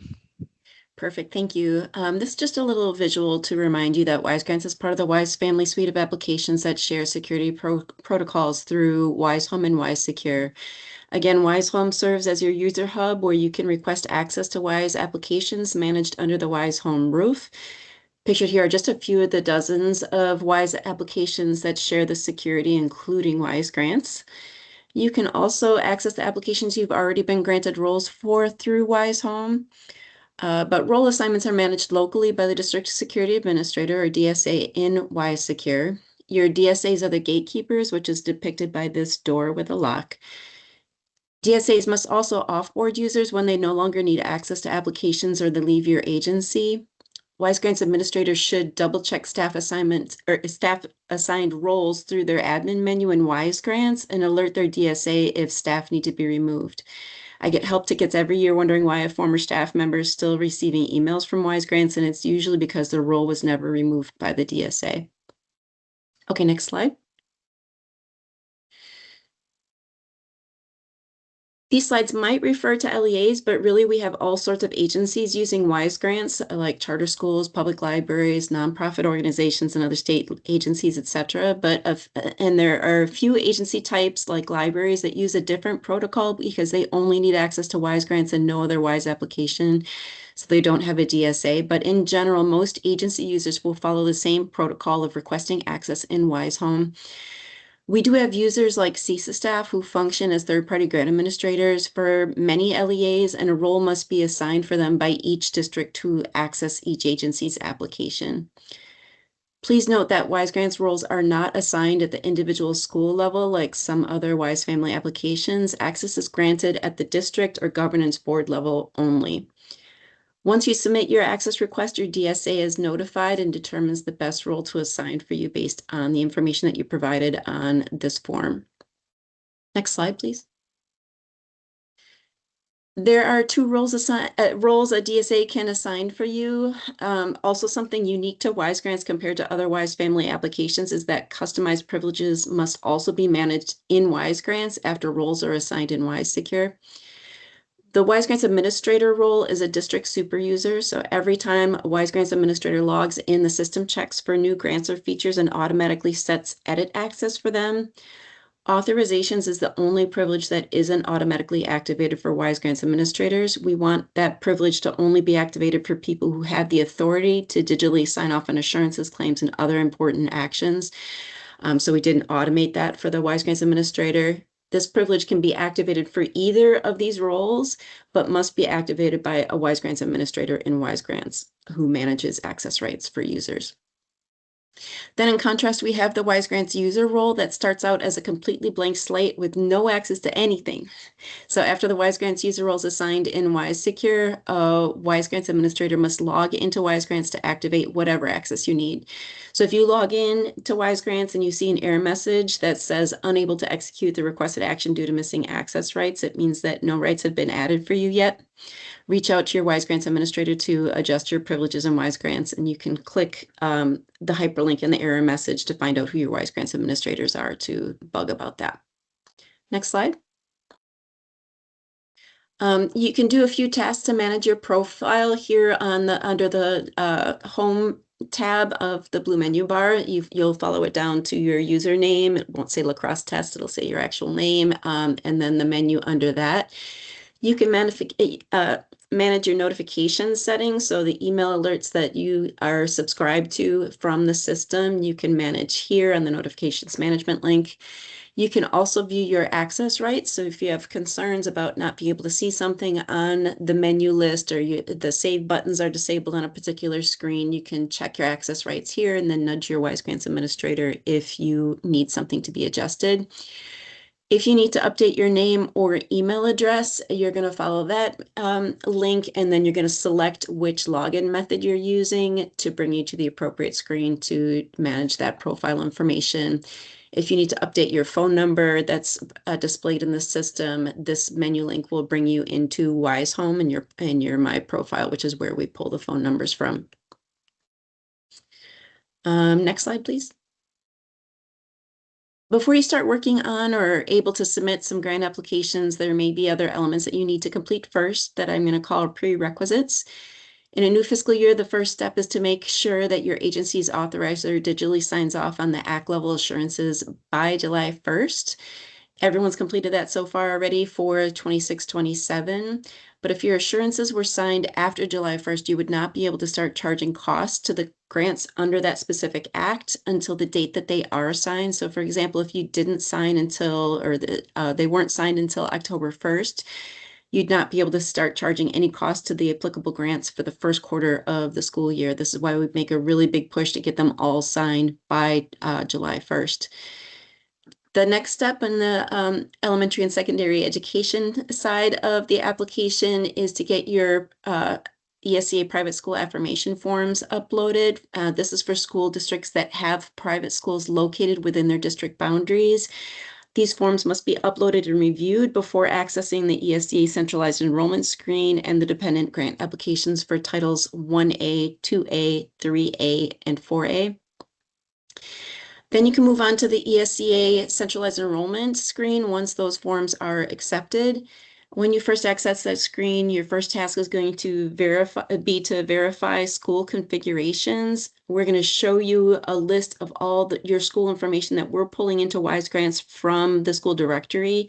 And if there are any changes in the new school year that are not reflected on the list that you see on screen, like changes to the grades served for a particular school or buildings that are opening or closing, we ask you to stop and get that information updated in the source. And only once you see the information has updated correctly in Wise Grants should you move forward. So if you make changes in the school directory, we need at least a day or two for those changes to be updated in Wise Grants for you to be able to move forward. Some grants also need narratives or other data submitted and approved before you can get into the grant application or budgeting, and those are listed here. Next one. These are some of the main due dates. We already talked about July 1st for assurances, debarment, and lobbying forms being signed. Next, coming here in a couple of weeks, all grant applications for ESEA and IDEA formula grants are going to be due, with the exception of Title III. Title III is not live yet. We're almost ready for those allocations to be uploaded into the system. Also due at the end of August is the ESEA end of year report for the previous year. So submitting all that demographic data of how you applied your federal funds so that we can report those up to the federal level. All final claims for grants that have approved sub-budgets are due September 30th from the previous year. And then finally, on October 31st, the Title I comparability report is due, but the Title I grant application needs to be submitted first to determine whether or not you're even required to submit that comparability report. Like half of our districts are not required to submit it, but for those who are, it's due at the end of October. Next slide, please. We have lots of user guides that are available if you're stuck or confused about a screen. Usually in the landing page announcements panel, you can find links to the guides for newly opened features. Also, the instructions panels on individual screens might contain hyperlinks to more information. I'm going to talk about the technical assistance tab on the next slide. But also our DPI website has lots of program area links to get you started or pointed in the right direction as well. Next slide. We have reams of user guides for grants and features. We heard that it's really overwhelming to search the DPI website or rummage through instructions panels on individual screens for guides for how to use certain features. So we built this technical assistance tab on the blue menu bar. So if you're actively working with a specific grant application, and you can see here in this example that I'm working with Title 1A because that's displayed in the green banner above, and the application tab is visible on the blue menu bar. And you click over to the technical assistance tab, it's going to show you this constrained list of ESCA related guides at the bottom here in the bottom panel. So that's everything, the prerequisites that you need to complete before submitting the Title I application, as well as other Title I user guides. But if you're not actively working with a grant application and you click over to the technical assistance tab, it's going to, by default, have the full library popped open for you to peruse. It's going to be organized by act and grant level. Then we also have a global section where it's kind of cross-cutting across multiple acts where you can check for guides there. We're still working to build the library across all program areas. So if you don't see something there, let us know and we'll try to get it added. We also have this webinars panel that exists now, where it's going to show you the full list of webinars that we're offering or have often offered in the immediate past. So you can see what's coming and training opportunities there. Oh, can you go back one? If you are looking for a slide deck of a webinar that you already attended, you can probably find it in the past webinars in that webinar section. Sometimes we have recordings offered too, like we hosted the podcast this morning, and you should be able to find the link to that recording there soon. All right, next one. Sorry, Sean. If a webinar is scheduled within 2 weeks, you're going to see this panel on your landing page when you log into Wise Grants, listing the really imminent learning opportunities with a direct link to how to register and sign up for that. I should have updated this slide from the in-person session last week because these 2 Wise Grants training sessions have passed. But if there's demand, I can schedule another group session, or you can reach out to me through my bookings page to schedule a personalized session. All right, next slide. You can also, there's other methods for seeking out training and support for Wise Grants. Like I mentioned, we have the podcast, which is about monthly. We had one this morning. You could subscribe to that to find out about updates to the software and any kind of federal grant related announcements. You can bring your questions and we'll answer them live. We also have the annual WASBO Federal Funding Conference in February that you can come and attend to learn more in-depth information about managing your federal grant funds and maximizing them. You can book a session with your assigned application reviewer who would for your specific grant, and that link tells you how to look up who your assigned application reviewer is. If you have questions about allowable costs or how to build your program, or that's who I would reach out to. And that final bullet there is you can schedule a one-on-one general Wise Grants training session with me. So what I mentioned before, you can schedule with me right here or get any kind of tech support about your application through that link to schedule a meeting with me. Next slide. When all else fails, submit a help ticket. The link to the Wise Grants help ticket form is in the footer of every screen of Wise Grants. So it should be easy access for you. It's also on the DPI website under the Wise Grants section. And yeah, I think I ran out of time. So that's all I have time for. Thanks, Sean. Yep. All right. Thanks, Jess. Now I'm going to pass it over to Pete Shea, who's going to go over WiseDash updates. Cool, and you can just stay on the slide. I only have one slide. So hi, my name is Pete Shea, and I'm from the Data Warehouse and Decision Support section. I'm stepping in for Curtis today. So in a minute, I'm going to give you one word to think about, and then I'll briefly talk about why that word is important. But before that, we've got the latest updates in WiseDash for districts. We have the latest early literacy screening data that is now available. We've got the data for the 25-26 forward, ACT statewide, pre-ACT secure, and the access results. Those are also available. For assessments, we're actually now determining the school from the May snapshot data rather than from the assessment files to take care of some of those issues there. For CTE, we are working to translate course program data down to the individual student level so that we can better calculate the CTE concentrators while working to implement the new cluster model. This work is ongoing and isn't in WiseDash for districts yet, but that's one of the things we're working on. In the WiseDash public portal, we have released a new district comparison dashboard for the homeless children and youth. So this dashboard can be found in the new public portal, and you can get there from the older one, the current one, by going under student engagement and choosing the homeless dashboard. Once you get there, there's then a drop-down list to switch from the primary homeless dashboard to the comparison dashboard. Okay.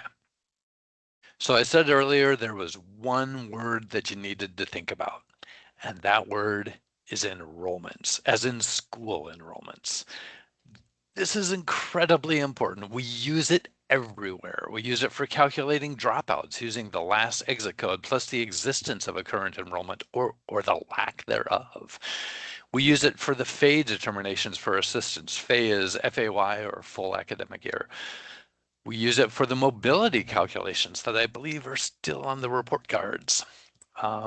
We use it for the assessment rosters, including Access and NAEP, and this happens before that December snapshot. It actually happens in mid-October. We even use the enrollment counts as a denominator in various calculations, including chronic absenteeism, digital opportunity, the roster dashboards, and per pupil expenditures, and we use it to determine the graduation rate cohort.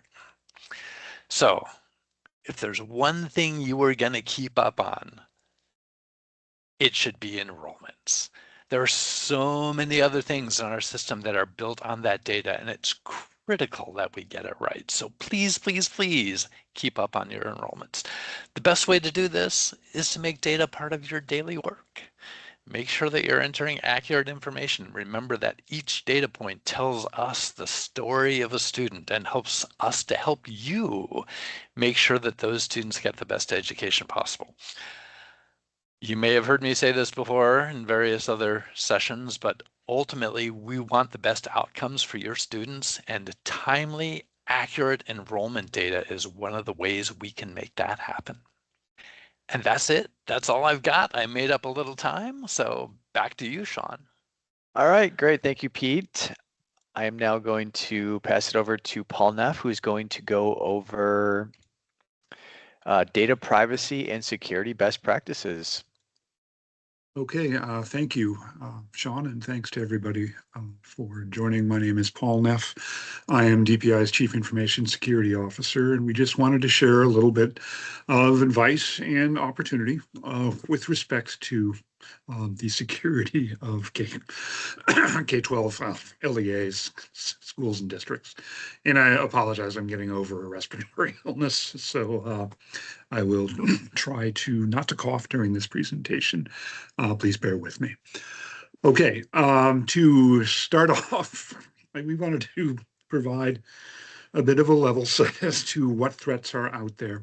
Those include, many of you are familiar with phishing, deceptive emails, deceptive texts and phone calls, trying to get your staff and students to click on links that are malicious in nature.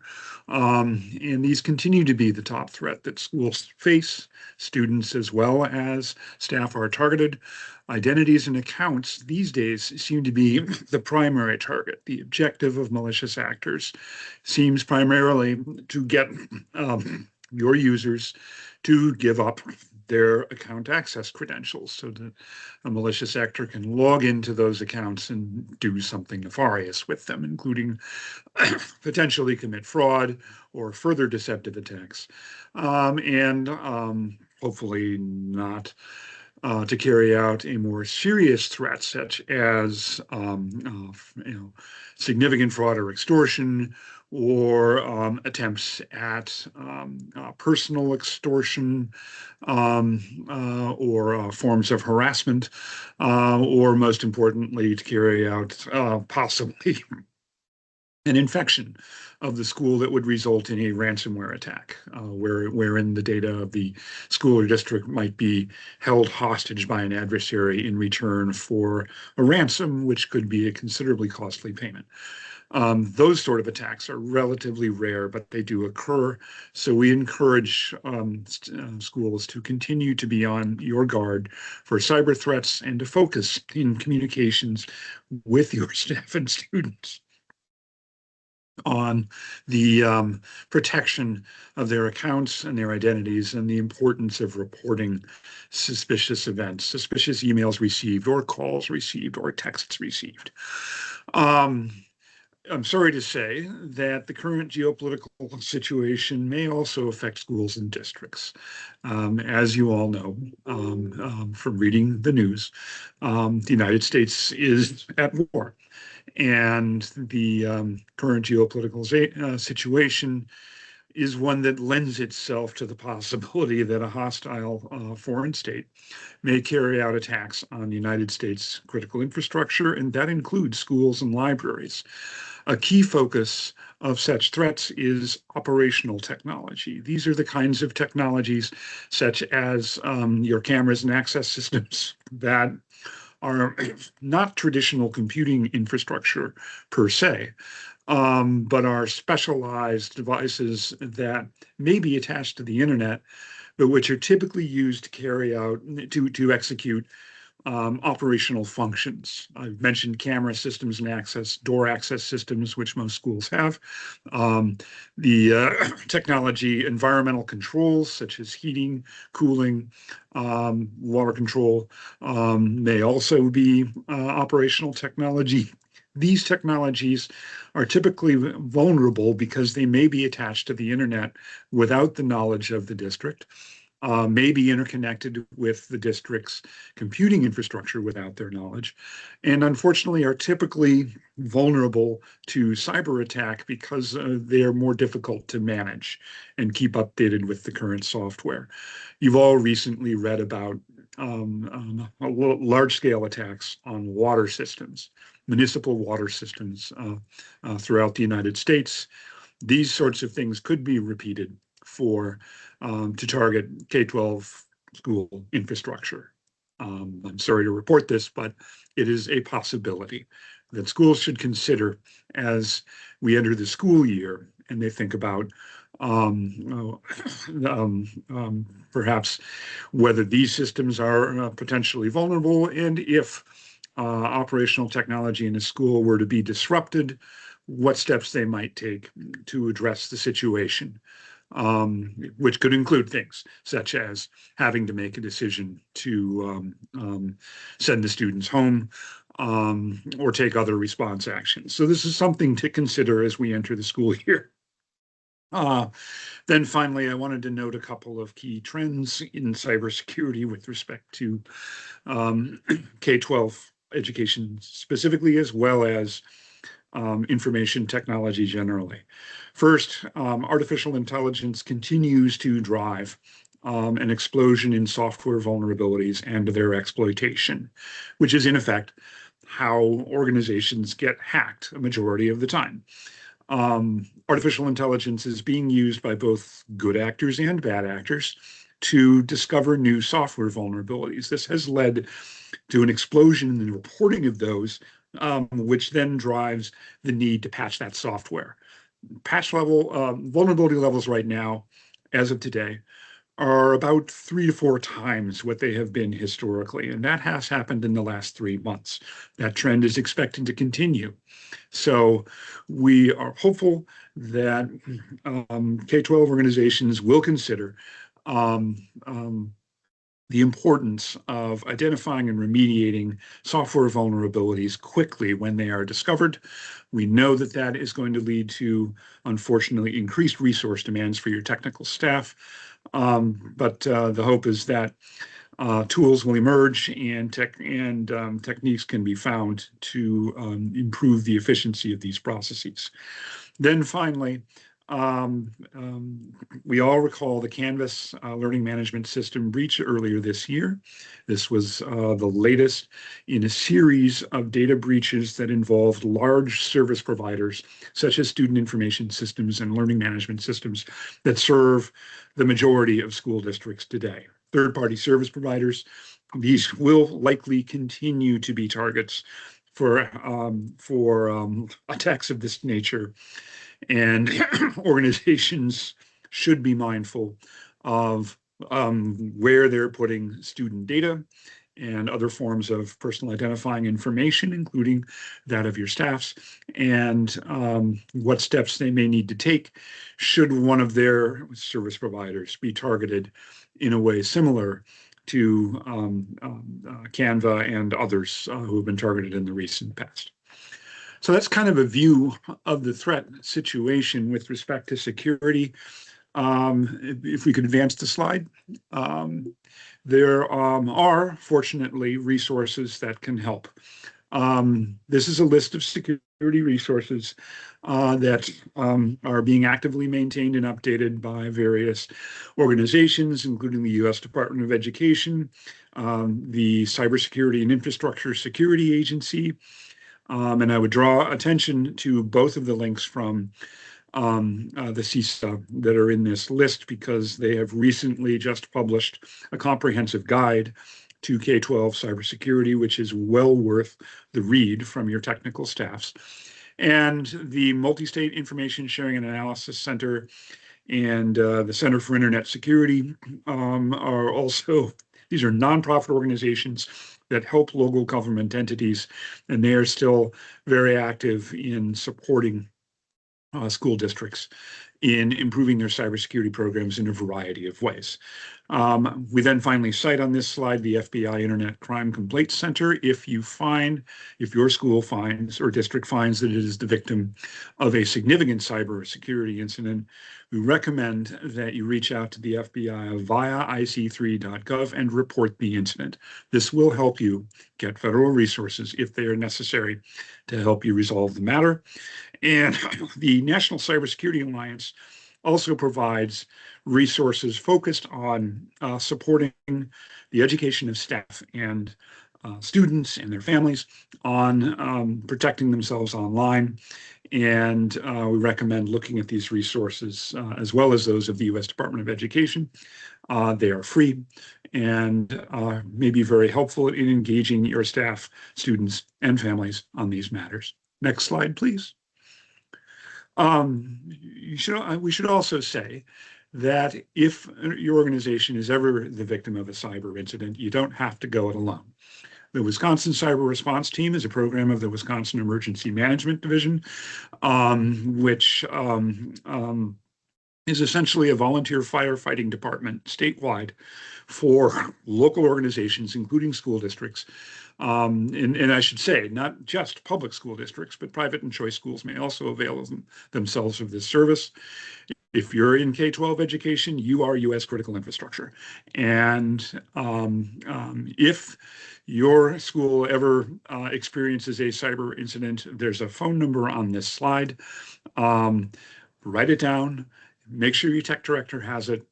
This should be your first call if you ever experience a significant cyber incident and you need help. And if you call that number, which is manned 24/7, 365, what will happen is that the cyber response team will convene a team of volunteer experts. There were about 500 cybersecurity experts statewide who participate in the cyber response team as volunteers. They typically, if a call goes out to support a stricken school district, 20 or 30 of those will be available. They will show up on a call and roll up their sleeves and help the school district manage, triage, manage, and investigate and ultimately recover from the incident. So it's highly recommended. Tech directors should consider joining a general membership in the cyber response team will, in addition to availing you directly of the service, give you access to cyber intelligence and a vibrant community of practice which shares commonly tips, tricks, hints, intelligence and facts, news, lots of tools and techniques to improve the security of your district. If your technical staff want to volunteer to be volunteer incident responders, in addition to the above, they can receive access to state-of-the-art training and valuable incident response experience. All of this is free, and the ability to call the Wisconsin CRT is available to any school and district in Wisconsin. We strongly recommend you take advantage of it. Next slide, please. A few words then about trends in privacy. Student data privacy hasn't changed a great deal over the last year, but we have noted that the Student Privacy Policy Office of the U.S. Department of Education is continuing with its enforcement activities related to federal student data privacy laws.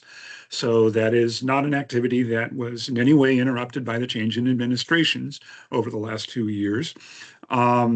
That said, they also continue to provide a variety of top-notch educational resources on privacy, which we'll talk about in the next slide. The major change last year was that many vendors to the K-12 industry, those who provide web services of some form or another, are continuing to respond to the Federal Trade Commission's final rule interpreting the Children's Online Privacy Protection Act. That's COPPA. This is the law that governs whether and how children are exposed to advertising or their identities are exposed to commercial exploitation on the internet. The new final rule requires parental opt-in to third-party advertising on websites. The final rule enforcement date, I should have put it on the slide. It was in April of this year. So this new rule that parents must opt in to third-party advertising on any website is now the actual rule. And this obviously has great implications. Many schools, for example, have a variety of teachers delivering educational content using YouTube, which is a Google company. Guess what? Parents have to opt into that now because YouTube uses the data for advertising and it presents advertising to students. So most schools are already engaged in this, but this is just a reminder that this continues to be a significant change in privacy protections in the United States that will require action on the part of every school district. Next slide, please. As I said, however, we do want to note that the U.S. Department of Education's Privacy Technical Assistance Center, which is part of the Student Privacy Protection Office, provides regular free webinars and many other security and privacy resources that can assist your district in understanding federal privacy regulations for student data. The website studentprivacy.ed.gov continues to have a lot of educational resources, including videos and implementation guides and interpretive guides and whatnot available for every district's use. In particular, PTAC has restarted a program of regular webinars explaining the basics of FERPA and PPRA. You can register for all of those through this website. They are free and they are excellent. In addition to that, it is, after a brief hiatus, the ability to contact the Student Privacy Office for technical assistance on the phone has been reestablished. This is one of the sometimes unusual cases where you can pick up the phone, call a federal agency, and talk to an expert directly, express. Recommend that you save this information, and if you ever run into any privacy questions, make that call. You'll get help. Next slide, please. And this is in my last slide. We want to continue to raise to your attention that Wisconsin, through DPI, is a statewide participant in the Alliance for Learning's Student Data Privacy Consortium. This is a consortium that shares data privacy addenda that can be very helpful that you want to have in place to ensure appropriate privacy protections for your district when you're dealing with third-party vendors who are handling your student data. So The consortium exists to simplify and standardize this process. So if you wish to join, if your district wishes to join the consortium, which is free to you, then by joining, you can gain access to a large database of active contracts and data privacy agreements between districts and vendors. And it outlines a straightforward process by which, if you see that a vendor already has a contract in place and wish to take advantage of it, you would have the ability to sign on to an existing agreement. This greatly simplifies the process going on right now of finalizing your contracts with your vendors for the school year. If your district's not involved, we recommend that you become involved. The links to the both the Alliance for Learning's privacy website and the Student Data Privacy Resource Registry, which is the database that all of this information is in, are right here on the slide. Follow this process. If you are not a member and wish to join, you may go to the website and request an account. If you do, I will get an email and I will go in there and add you to the account. And you'll now have access to that database and to relevant training and reference resources. And another important perk of membership, which is free to you, is weekly legal office hours every Wednesday at 2 with the Alliance for Learning's attorneys. Again, here you can get your privacy questions, student data privacy questions answered by national level experts. All you got to do is show up. It's all free. And we encourage folks who take advantage of these resources to protect themselves in the context of student data privacy and the cybersecurity of your schools. Okay, that's all my material. Thank you. Sean, I'll turn it back to you. All right, great. Thank you so much, Paul. That was really great information. Okay, so now we're going to turn our attention back to WISE Data Portal, and we are going to kind of cover, so in WISE Data Portal, if you go in there, you're going to at any time see 3 school years. So you will see the current school year. So this year is going to be 26-27. You also will see 25-26 as the previous, last year's school year. And then there's also 2 years prior to that. So you'll also see 24-25. So we just kind of want to cover what you'll want to focus on for each of those school years. We do have 2 snapshots during the year. We have a December snapshot, which is the bigger one, and then we also have May. So for the December snapshot that's coming up, that includes both, current year information 26-27, and then it also includes information from last school year 25-26. So that's what we're going to cover now, and then I'm also going to go over some common validations that you'll see in WISE Data Portal kind of at the beginning of the year. So if you've been in WISE Data Portal, as I just said, you will notice that there's 3 open school years that you can review. So it can be confusing to know what you should focus on within each year. So here is a breakdown of what you should focus on for each school year.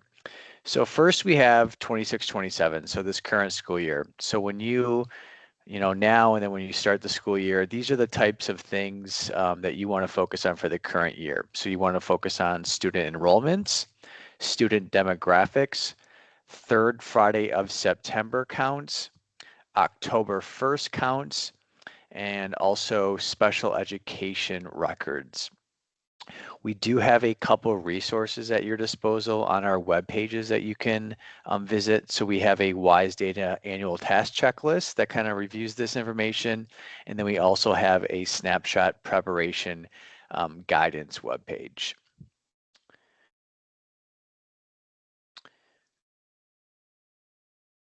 So 25-26 is the prior year.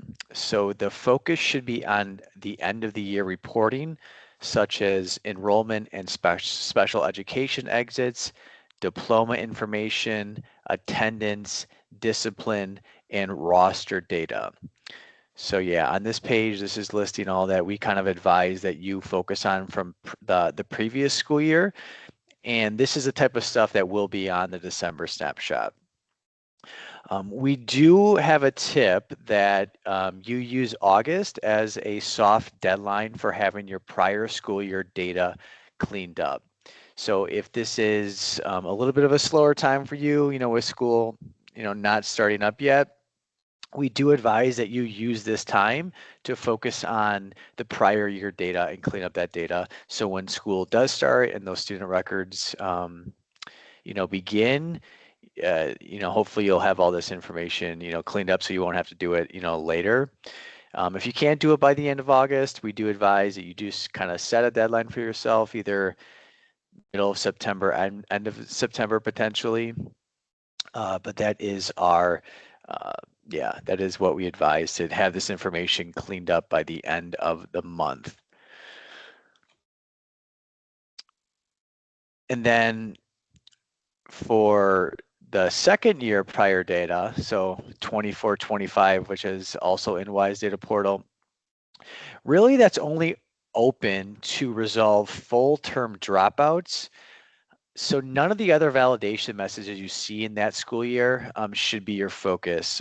So since that data, those other validation messages that still might be out there in WISE Data Portal and that you'll see, those would have already been captured in a snapshot.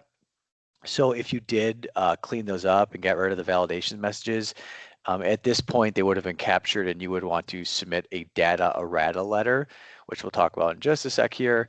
So yeah, just your focus for 24-25, the only thing you're really worried about with those records is resolving any outstanding full-term dropouts. All right, as I just mentioned, data errata. So once a snapshot is taken, that data is used for many different reports. If that data was not correct when the snapshot was taken, your data will be reported incorrectly. Although you can fix your data inside WISE Data Portal, which we do encourage you to do, you cannot fix the data that has been captured and reported from a snapshot. So this is where a data errata letter comes in. So you should think of a data errata letter as an asterisk to your data. So it's basically saying that you're seeing one thing in the data, however, it should have been reported as this, which would be captured on the letter. So it is very important that you report data correctly the first time, as it is used and reported to many different areas for many different purposes. And a data errata letter should only be used as a last resort when the data was not reported correctly. So yeah, just we really advise and hope that you can, clean up your information before the snapshot is taken. But if it does come where the snapshot was taken and there's some incorrect data, that's at that point you would submit a data errata letter. Jeff kind of reviewed it earlier today, but data errata letters are submitted through the WISE admin portal. We do get some help tickets where data errata letters, they're sent to us, but that is where we need you to submit. We need you to go into the WISE Data Portal and submit that data errata letter. All right, now we're going to review some common WISE data errors that you'll see in WISE Data Portal at this time of the year, and that will be important for you to clean up. So the first one we're going to review is WISE Data Portal error 6815, which is student demographics missing for an enrollment. So student data will not push to WISE Dash if school level demographics are missing. So error 6185, this error throws when you have reported an enrollment record for a student in WISE data, but are missing all or some of the demographic data elements for that student. The demographic data is required for a student to be captured in the snapshot. So please address this error if you see it. Ensure that the missing value from WISE data is entered into your SIS, and push that record update to WISE data to make sure that it is captured. Error 6818. This is the School Food Service Program Association has not been submitted by the school. So similar to the demographics, the 6815 error that we just talked about, to the demographics being required for a student to be captured in the snapshot, a food service record must also be submitted.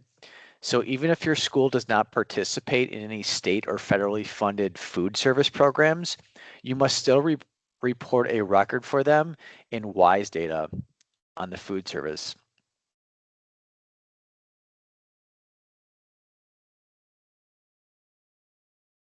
Okay, so AIR 6396. This one is the first name or last name or suffix applied to WISE data does not match the equivalent data properties for the student in WISE ID. And just a note, middle name is not considered for this rule. And we would ask review WISE ID in your local SIS and make necessary corrections. So this 6396, this is the mismatch name warning. So this will throw if the name reported for a student in WISE data from your SIS does not match with what the student's name is in WISE ID. It's very important to note that when you see this warning, the first thing that you consider is whether or not the student is currently enrolled in your district. So if the answer is yes, they are enrolled in your district, please do what you can to resolve this warning and align the names from your SIS and WISE data with what's in WISE ID. However, if the answer is no, so the student is not currently enrolled in your school, you're going to mostly ignore this warning. So this warning is mostly here to alert you to the possibility of a mismatched WISE ID between two different students. So if you have a student that is currently enrolled and then all of a sudden you see this warning, and then during your investigation you see an enrollment record for another school, that's an indication that the student's WISE ID may have accidentally been assigned to another student and that they need to be separated in WISE ID. And then again, however, if you see a student listed in this warning that is no longer attending your school and it's throwing because the student's name is spelled slightly different than how you reported it or how the last name is different now, you can verify it is still the same student. You'd want to check the birth date and the exit type in that scenario to see if they match up to the transfer of the new reporting school. And you would also want to contact the new school to confirm these types of things, that it is the same student. But if after you verify and believe it is indeed the same student, you're not going to do anything else. So you don't need to update the new name in your SIS, and you do not need to submit a change request to change the WISE ID record back to your spelling. You can just acknowledge the warning to remove it from your validation messages list.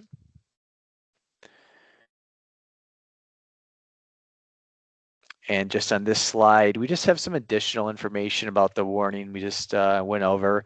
But again, the biggest one is that it's okay to leave the warning and not resolve it if it is not your active student. The school with the active enrollment is responsible for the student's demographics and name information. If the student is no longer actively enrolled in your district and you're certain it's the same student based on the transfer information, you can just acknowledge the warning, as I said. All right, warning 7106. So this is 0 students counted for October 1st child count of students with disabilities for this school. So warning 7106 is alerting you that you have schools that do not have any October 1 child count inclusion values reported. So this could be true if you are a smaller community that doesn't have as many students with special education needs, or if you simply have a school location that doesn't provide those services. Again, if that would be the case, we just ask that you acknowledge the warning to let us know that it's been reviewed and verified. Otherwise, you may get a data outreach call regarding this topic. So we do make calls around snapshot time on certain things. We don't make calls on every single warning or validation error, but we do call on certain topics, and this is one that you would receive a call on. And then just, that same side note, as I mentioned before, for the last warning,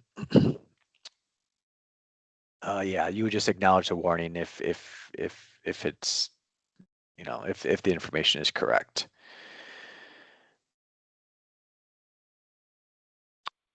All right, and the last one we're going to look at here is error 6781. So the short text is the submitted SEOA ELP code of 7 indicates that the student was never in EL, which is an English learner, but the student took the Access for ELLS test in the immediately prior school year. So 6781, this error is regarding your English learner ELP code data. So what it's saying is that you've submitted an ELP code of 7, meaning that the student has never been in EL before, but that WISE has a record of the student taking the Access for ELS test in the prior school year. So you're going to commonly see this one with transfer students that may have not had their records sent over yet. So you may not be aware that they're an English learner yet. So how to fix this one would be to look at the student's demographics in WISE Data Portal and then look for their access score test from the prior year. And just some other tips here and continuing on. Yeah, here are some additional tips based on the scenario that we just looked at. First, always start with checking the student's demographics for the access score. So you would be able to see the prior, you know, even if they're a transfer student, you'd be able to see the prior districts if there's a score in there. And then second, the ELP code should be rounded down based on the access score. So this is important to know. Otherwise, you'll get another error. And then just lastly, if a parent refuses ELL services for their student, you will still need to report the ELP code to match the access score, but the program record will be submitted as no ESL.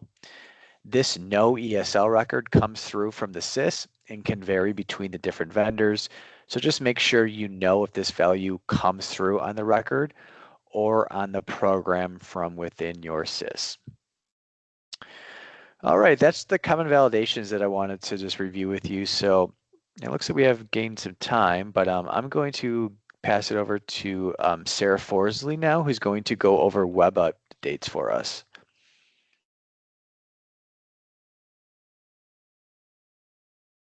Hi, thank you, Sean. Hello, everyone. Happy to be with you. Yes, we have a few web updates to share, and thank you, Sean, very much for continuing to share your slides for a couple moments. I will switch over to our web pages in a second here, but yes, I appreciate this. So just to start by looking at Sean's slide, you can tell that we have updated documentation that matches what you've heard this morning from other folks. And so I'll just walk you through a few of those items. We're going to start off with the WISE Home webpage. And so now I'll take over that screen share. And now you'll see my web pages. So on the WISE Home introduction page, we now have a few sections that help you make your way through the WAMS to My Wisconsin ID transition. So if you were logging in with WAMS, as you already learned from Jeff, you have a few different options available, and we've outlined what each of those looks like and what it entails on the WISE Home intro page.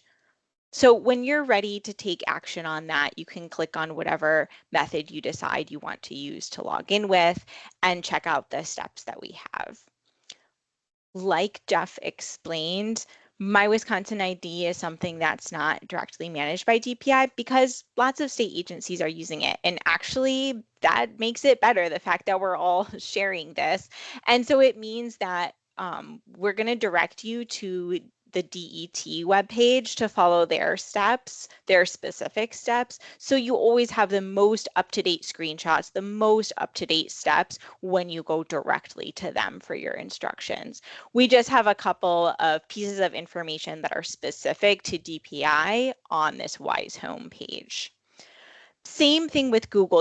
Of course, Google has wonderful step-by-step documentation. So we leave that to Google to keep that the most up to date, but we leave some DPI specific tips on the DPI page about signing in with Google. So that's the guidance we have on the Wise Home intro page to help you with the WAMS transition if you need some help. I am just copying the link that's up top here, and I'm going to put it in the chat in case anyone's not in the slideshow at this moment. And I'll do that throughout my presentation here. Now let's take a look at Wise Training resources. This Wise Training Quick Search is something we implemented near the end of the life cycle of our last website's edition before we upgraded the software. But now that we've upgraded the software, we've really bulked up what's available in the Wise Training search feature. So I wanted to take a moment to highlight that here. It starts off by default only showing you 5 items per page, knowing that you might also be wanting to scroll through the index of resources that's on the Wise Training homepage. So this way you can either Control F this page for something that's specific to your needs, like choice materials, or you could also use the keyword search to search for different resources. What you're going to find on the index is our most useful web pages. Well, most useful from what we've learned from folks are the most useful to them when they have questions. But you'll find a lot of other types of resources if you do this kind of filtered search, like for an e-learning or for PowerPoint slides, like today's PowerPoint slides, right? Those things aren't exactly web pages on their own. So what I've done is I've made kind of little web page snippets that make it easy for you to jump to these different things. So when I do a filtered search for slides, even though a slide deck isn't really its own web page, I've made this little snippet web page so that it can appear in these search results so that you could jump to it this way. Now, Sean demonstrated at the very beginning this morning how to also find these things in the slides and videos page. Now, before I go there, I'm going to put the Wise Training homepage in our chat, and then I'll direct you over to the slides and videos page. Notice, the blue is not so useful here. I'm going to switch to red for my little arrows. Notice that, so we are in the Wise Training homepage right now, but we also have a page that just organizes the slides and videos. And I know what you might be thinking. Oh my gosh, there's already an index where I could Control F.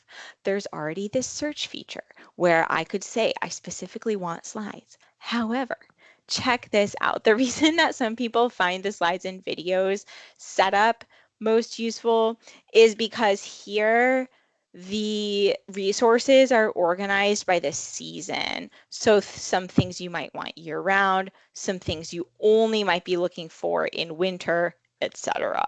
Right? So this way, if I go to the back to school kickoff section of this page, I see not only slides, but also the recording of this webinar once it's available and other items that are useful this time of year. So if I scroll up just a little bit, maybe some of you here today are new users. And so in this beginning of year organization of materials, I have both materials for new users, whether those are slides or documents, or recordings like today's recording. So it's just a little bit of a different way to find items you might need. Now, the link that I'm copying and pasting into the chat is the link for this web page with the kickoff anchor. So what that's going to do is it's going to jump you right to the kickoff section of this page. So there's that link in the chat. Now, some of the items for later in the year, I have deleted from last year because some things have changed. So I don't want to lead anyone astray to something that might have been correct in 2025, but is no longer accurate in 2026. And that's why you're going to see some blank spots, like for the Wise Staff Preliminary Certification Training that'll come out in October. I have removed the items from last year so that way you only reference the items for 2026 once those are ready for this year. And that's true throughout this web page. Now, let's check out a couple of new things that are going on this year. We have a pilot program for new users to provide some more specific support to anyone who's a WISE user who is new. So check out what the options are. Now, I'm going to link to this page before I start talking this time so that anyone who wants to scroll through it at their own pace can do so. Now I'm also going to zoom into this page because this is a spot where you might be reading along with me. So if you are new to the world of WISE data reporting, we're offering this year a pilot program for a new user cohort where you can attend a monthly meeting in whichever months you are able, with a DPI staff member, that's Britt Mueller, who's an expert. She really is an expert in WISE data reporting. And in between each of those monthly meetings is a monthly email to provide you with guidance for that month. So let's say you couldn't attend the meeting or you didn't memorize everything Britt told you the first time. That's okay. That's what the monthly email is for. Those meetings will run September through June, and once we have the details on the first dates, they'll be available on the WISE events calendar. Now, there's also a mentorship option. We are currently seeking mentors and therefore mentees as well for folks who are new to WISE and looking for a little extra one-on-one connection with someone who either uses the same application as you, someone who might have the same SIS or other EdTech tool as you, or who might be in the same kind of school community as yours. Maybe they're also at a really small school where staff members are wearing a lot of different hats, for example, and so they might have experience with some of the same issues that you might run into. So of course, places in this pilot program for the mentorship are limited because they depend on the number of mentors we recruit. So when you fill out the sign-up form, which is linked on this page, you can indicate I would like to join the meetings and receive the emails, or I would like to be paired with a mentor if possible, or I would like both of these things. Those are your kinds of options you have on the sign-up form. Now, we know some of you might be new, but you might be thinking, gosh, I don't really have any extra time to devote. I already wear a lot of hats. And that's why we have to start off this first FAQ for this pilot program. If you're thinking, gosh, I want some support, I don't have the time to commit to the new user cohort, we've got some resources for you already that we encourage you to start with if you think that this sounds like more than you really are going to need. Now, some of you in here are familiar faces, and so some of you are people who would actually be wonderful mentors. I've just put the mentor page in the chat, and let's check out that web page. If you are a data reporting specialist in WISE and you have more than 3 years experience submitting data to us, we would love for you to be a point of contact for someone who is new to WISE reporting. Now, that doesn't mean you're obligated to set up meetings with them on some regularity. It just means you're a point of contact for them, and you are someone they know they could go to ask a question if they have it, because maybe you have something in common. Maybe you use the same special education EdTech tool. Maybe you have the same SIS for your entire school system, or maybe you're just at a similar type of school. We're going to start pairings in September as we get mentors signed up. So if this sounds like something that would be interesting to you, if you get a kick out of helping others, if you get a feeling of fulfillment from being a teacher, but in a little more lighthearted setting, more of a one-on-one setting, then fill out our mentor sign-up form and let us know some more specifics about what you feel comfortable with. Maybe you're comfortable in Wise ID, but not Wise Admin. Or maybe you work in School Directory, but you don't really work in any other applications. That's great. We want to know that so we can pair you with someone who's going to be working on the same thing as you. So please, we encourage you to fill out the sign-up form if this is an opportunity that sounds fulfilling to you. Let's take a look at the chat and see if we have any questions coming in. While I take a look there, I'm going to pull up the PowerPoint so that I can show you a little trick with navigating this PowerPoint if you download it from our resources. If you download this PowerPoint, you might find it useful to collapse all of the sections in the PowerPoint so that later you can reference just the presentations that you most need for a particular workflow or an application that you're just getting started with. To collapse or expand the sections in this PowerPoint, right-click in the table of contents and either choose collapse all or expand all. Then you can select the specific section or application that is relevant to whatever question you're trying to answer or whatever app you're trying to get started with.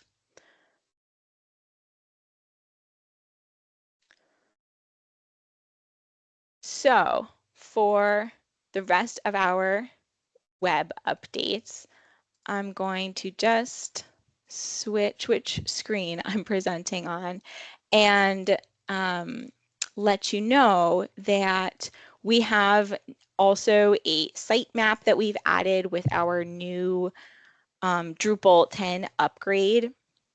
So if you ever have questions while you're navigating our site, you might find the sitemap on the partner support webpage useful. I'm taking a look at the chat here and I don't see any questions yet. So I will definitely hang out here for a few minutes and Sean, I can let you start presenting again if folks aren't needing me to share my screen any longer. We are approaching our lunch break. Yeah, thanks, John. Yeah, I think we can go to lunch since we ended early. And let me get the.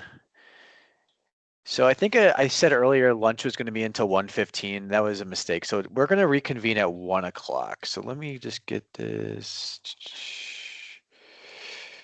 Yeah, so we're going to go to lunch now. We're going to go to 1 o'clock. We're going to reconvene at 1 o'clock.